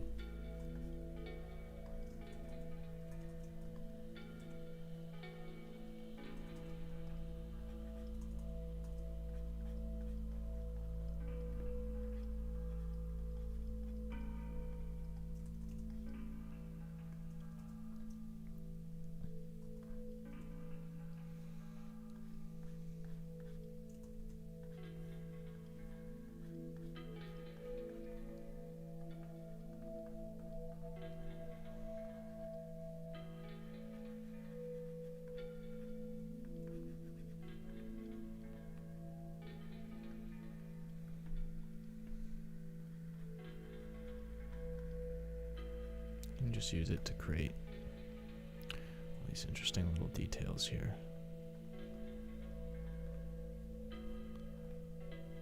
Maybe there's some little antennas sticking out of here, I don't know. Maybe there's some like power lines and stuff. That'd be kind of cool.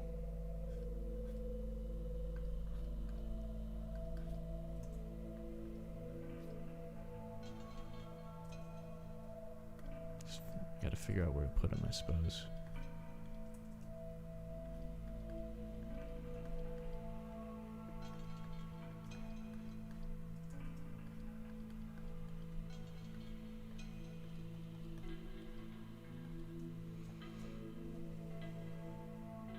Oh, hello, stupid bear. Thank you for coming by. Feel free to stick around. And I'm glad you enjoy my art.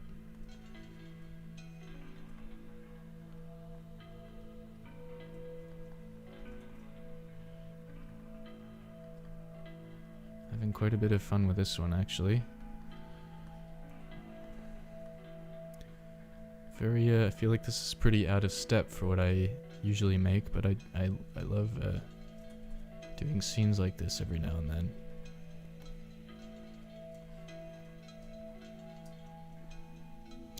Let's, I think that we need to throw in some lost edges here. I think that's what this needs. Just some explosive little things, little variations.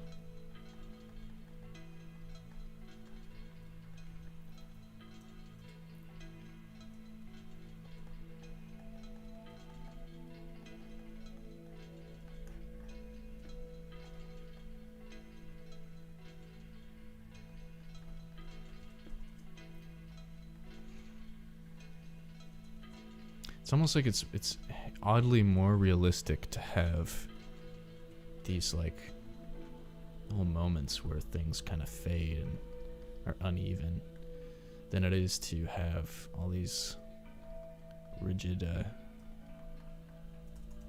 edges happening here. And maybe this building is like on fire or something. So we can have some smoke or clouds. It doesn't even have to be that specific. It's just something that's happening, I suppose. This building got hit. Oh yeah, maybe we can have some buildings that have already been sort of hit by these meteors, you know? Maybe some of them can be missing chunks out of them. Looking a bit fragile.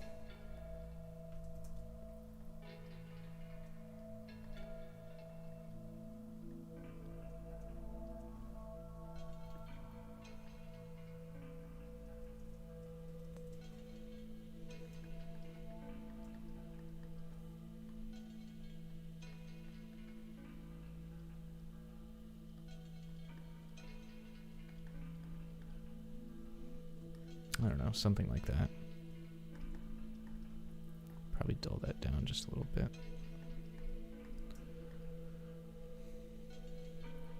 This one got hit real bad.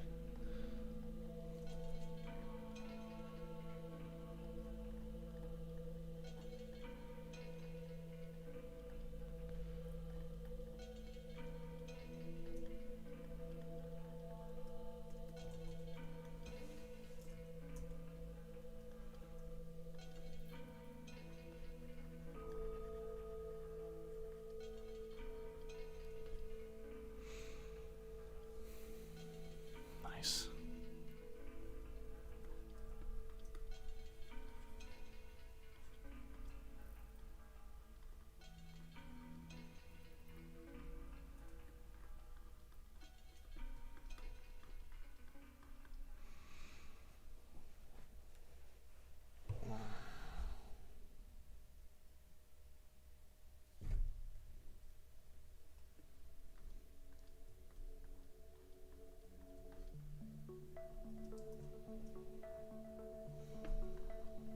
Yeah, maybe we can even, if we do, sometimes it's just nice to create little variations, you know, in the building's surface like this, or in any object. You just create these little divots, and it just does so much to increase your detail.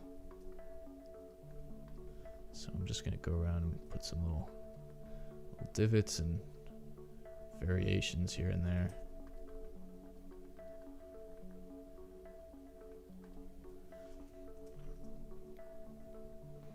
Yeah, that's pretty sweet. Yeah, it's kind of steampunk, you know. I like that. I don't really do that too often.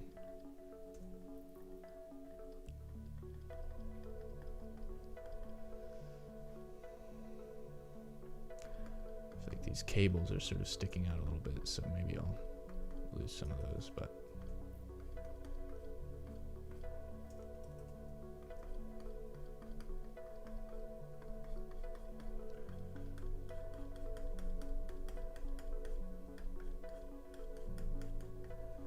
see how like simple it is to just create some quick impressions of buildings over here. All you need is just grab this mixer brush and just start making all these quick vertical strokes here, and especially around the border of or the edge of this piece. It's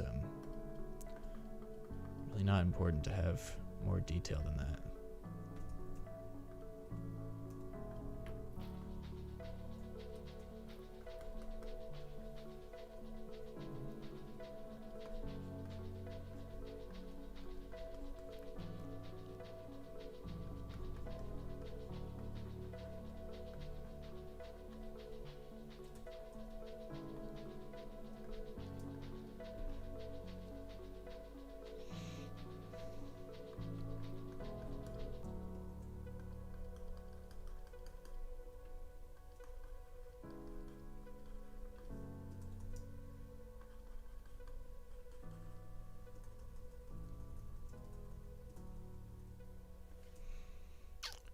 create, probably want to have, just because this is our focal area, we'll just create some more tiny details here.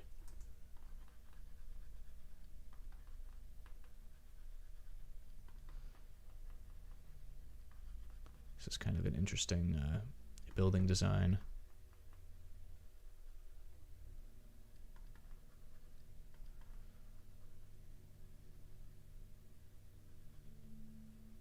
Can almost go around and give it like a little glow, a little halo. It's not realistic necessarily, but it looks nice.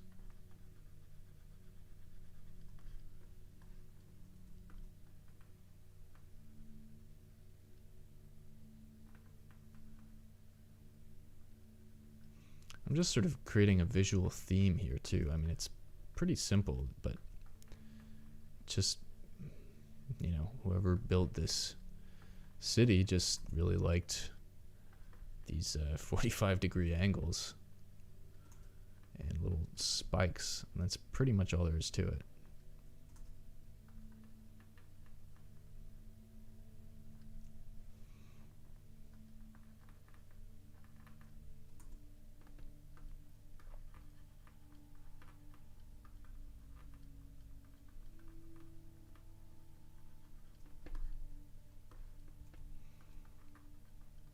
I guess this is probably a spot where this building got hit, so we can make a little hole there.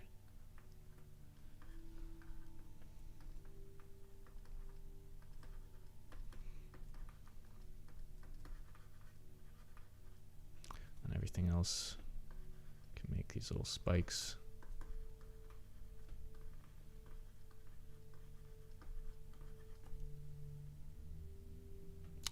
Oh, my phone has died. So I can't see the comments at the moment. I can actually, let me pull up my iPad here.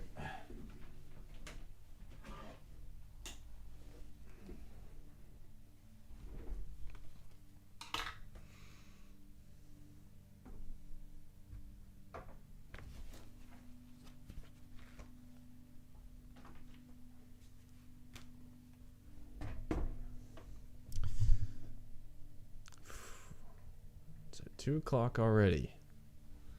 Man, I've just been losing time with this one.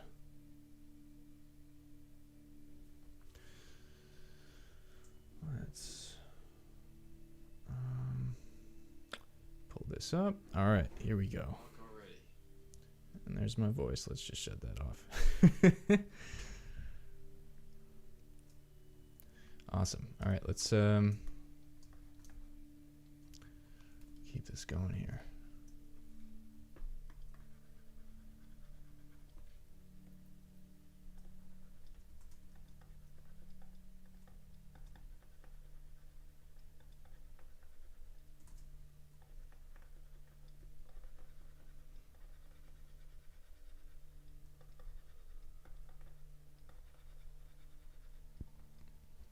All right, it's probably a decent amount of detail over there.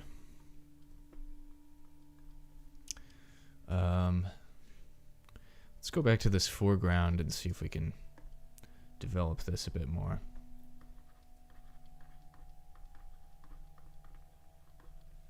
Maybe we can have just some light glances of the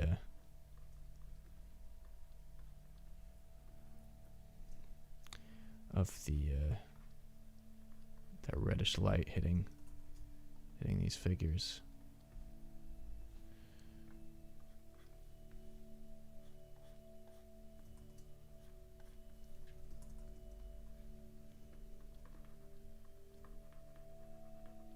I think mostly we'll just want to keep it as a silhouette though.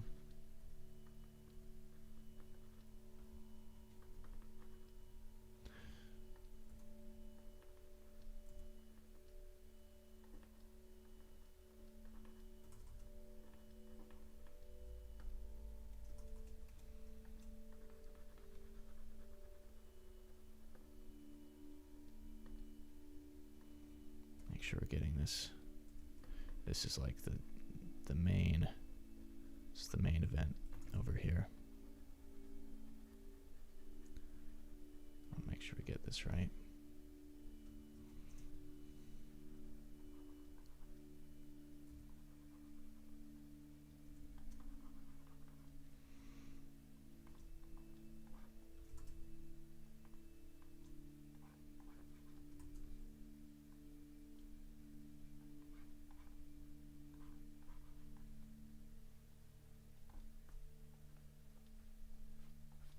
Actually, that red highlight is really nice. It's a nice touch here.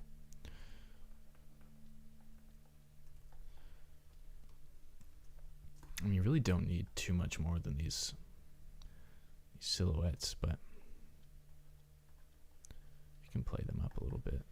Just create enough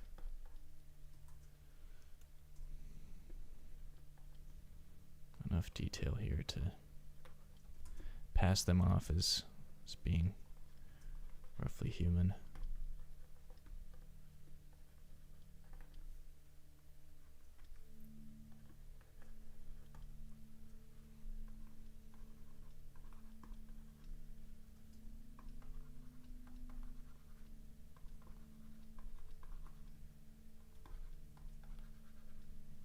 Suppose I should give some of them arms or something like that. Maybe we can increase the highlights in this layer just a little bit. Sneaking a tiny dragon on the railing. That would be bold. I don't know if I could pull it off.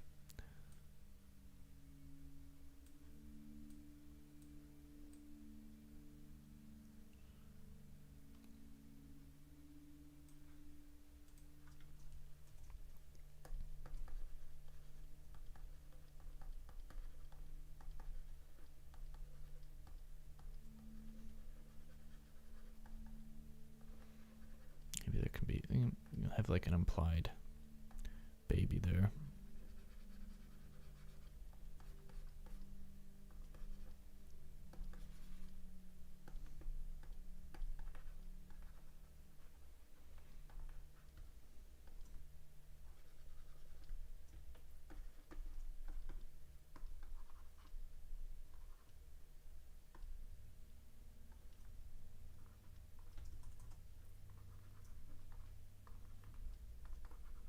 Just sort of giving everyone like your boilerplate head. Nothing too crazy. Don't really need any facial features or anything to make the impression we want here.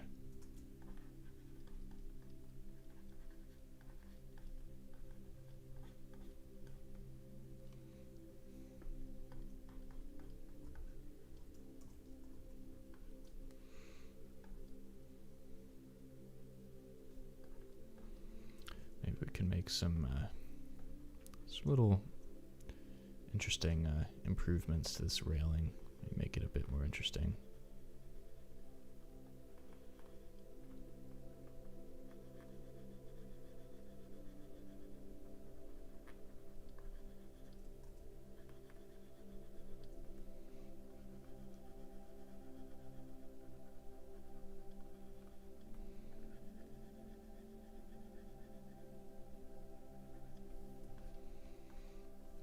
Yeah, maybe some little things here.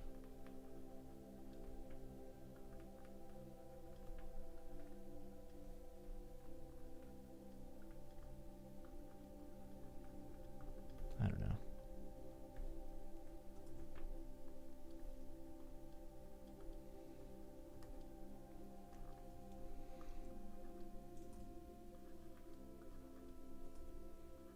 Some little ones in between here.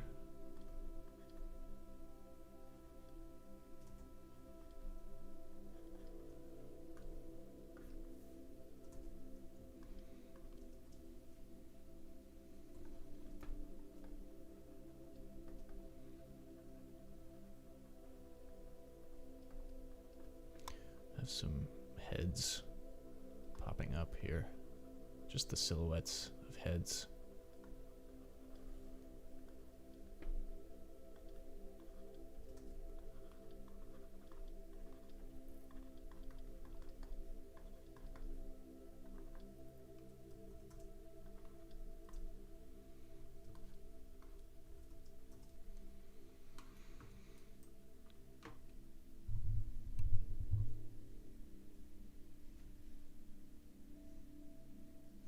Music has stopped, but it's still going on. Yeah, I think it's just a lot quieter now. The different songs have different volume levels. Okay, one thing I'm noticing here, I'm probably getting close to wrapping this up, but is that this mist is just a bit too obvious here. Let's just tone that down a little bit. And maybe we can actually sort of burn it out a little bit over here. So we want to draw attention more to the figure in the foreground there. This one. Maybe we can give her a bit more. I'm assuming it's a woman. Maybe I shouldn't, but for a bit more detail here. Just because this is where it's going to be really important to have our focus.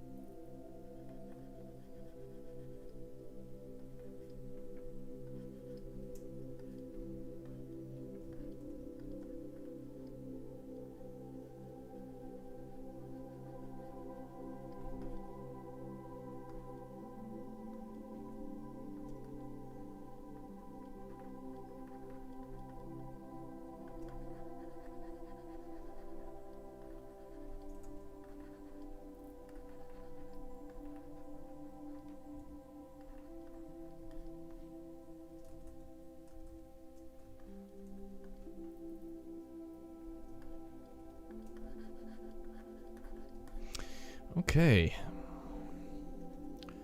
So I'd say the last thing we're going to want to do here, I feel like this whole, maybe we can darken up this a little bit. And then the fun part, take out our soft round brush here. Let's make a linear dodge layer. And you can compare the thumbnail to the original there, or to the new painting, I should say. Let's set the linear dodge to a dark red-orange. And just start.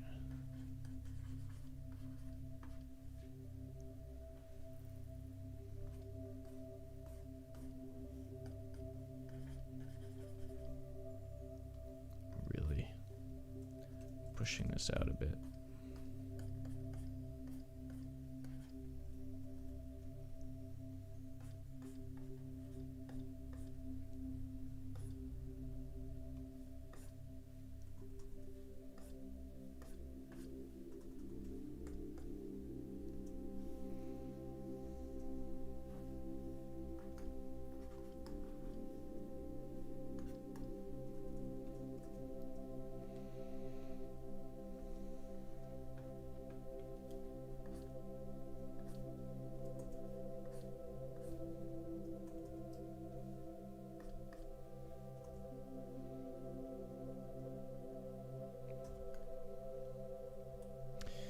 make some more of these.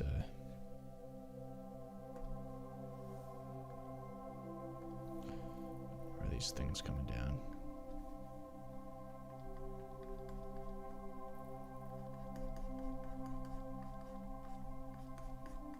And really buff out the ones that are already there.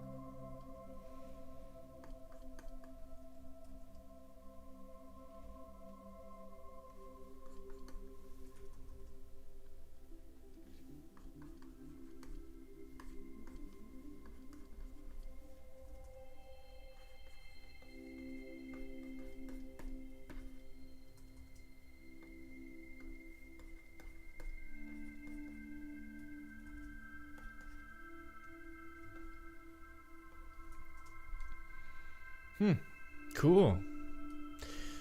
That's great. I like this. Should probably save this. What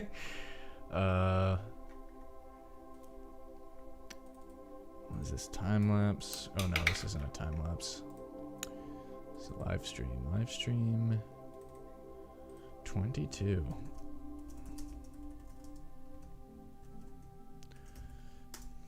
Right on. Well, we're just cooking along with all these streams here.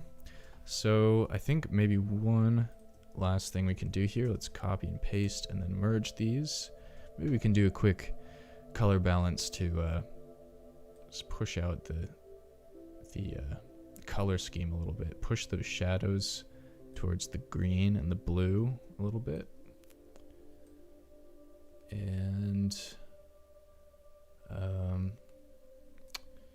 highlights are already pretty red/orange, but we can push them even more if we want here. And then let's pop up a saturation layer here. See how our values are stacking up against the original there.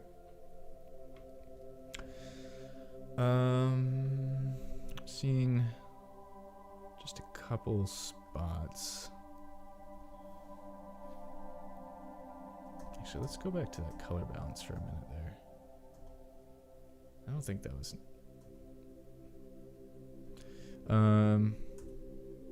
yeah, let's try that color balance again, but without pushing the highlights, because I think that was just a bit too much.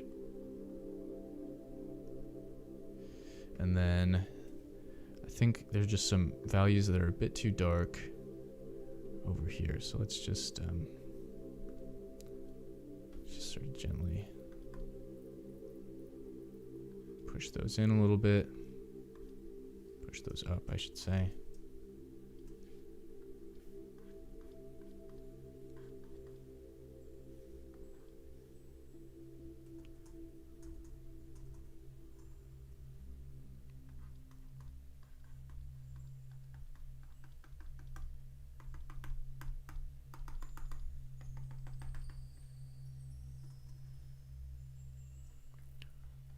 As well. It's kind of hard to do it delicately, but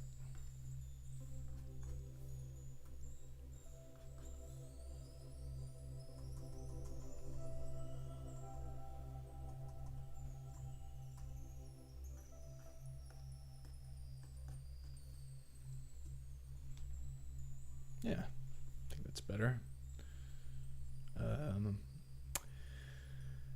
Maybe not, though. I think I just went over my silhouette a little bit. Dang. Should have done that before.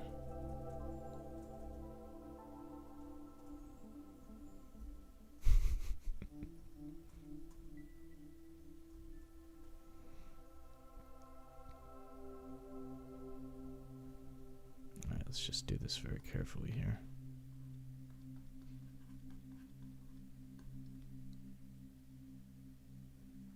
Actually, maybe we can even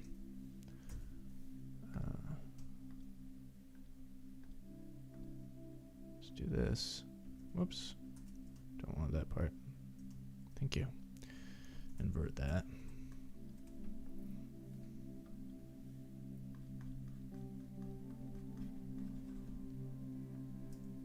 Play this up a little bit. Maybe not quite that much, but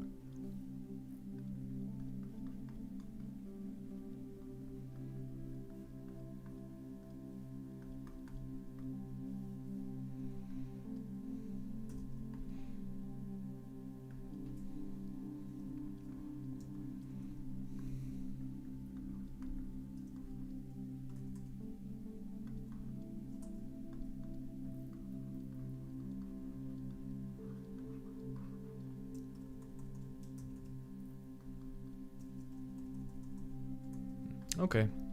Well, I think, man, I think that's it. It's been cool. This has been a interesting deviation from what I normally. Oops, I think there's just a little blip here. I should probably paint that over. From what I normally do, but thanks to everyone who gave some input on this and on the thumbnail when I posted it. So keep an eye out for when I do that on Thursdays, thumbnail Thursdays. I'm actually gonna pick another one from the week before and probably develop that at some point this week. But yeah, and thank you guys for joining me today. It's been a lot of fun. I appreciate all the input here, and it's really nice to just see the conversation going here. And so I appreciate you tuning in and listening, and I will see you hopefully next week or on Wednesday when I do my. I've actually been when I put the new video out, I do a little premiere on there on Wednesday at 1 o'clock. So you can swing by, check that out, and watch the video with me, and ask any questions if you have them. Yeah, and of course you can find the link to the brush pack that I'm using here in the description below. So thank you all so much for joining me, and hope you all have a wonderful, wonderful week.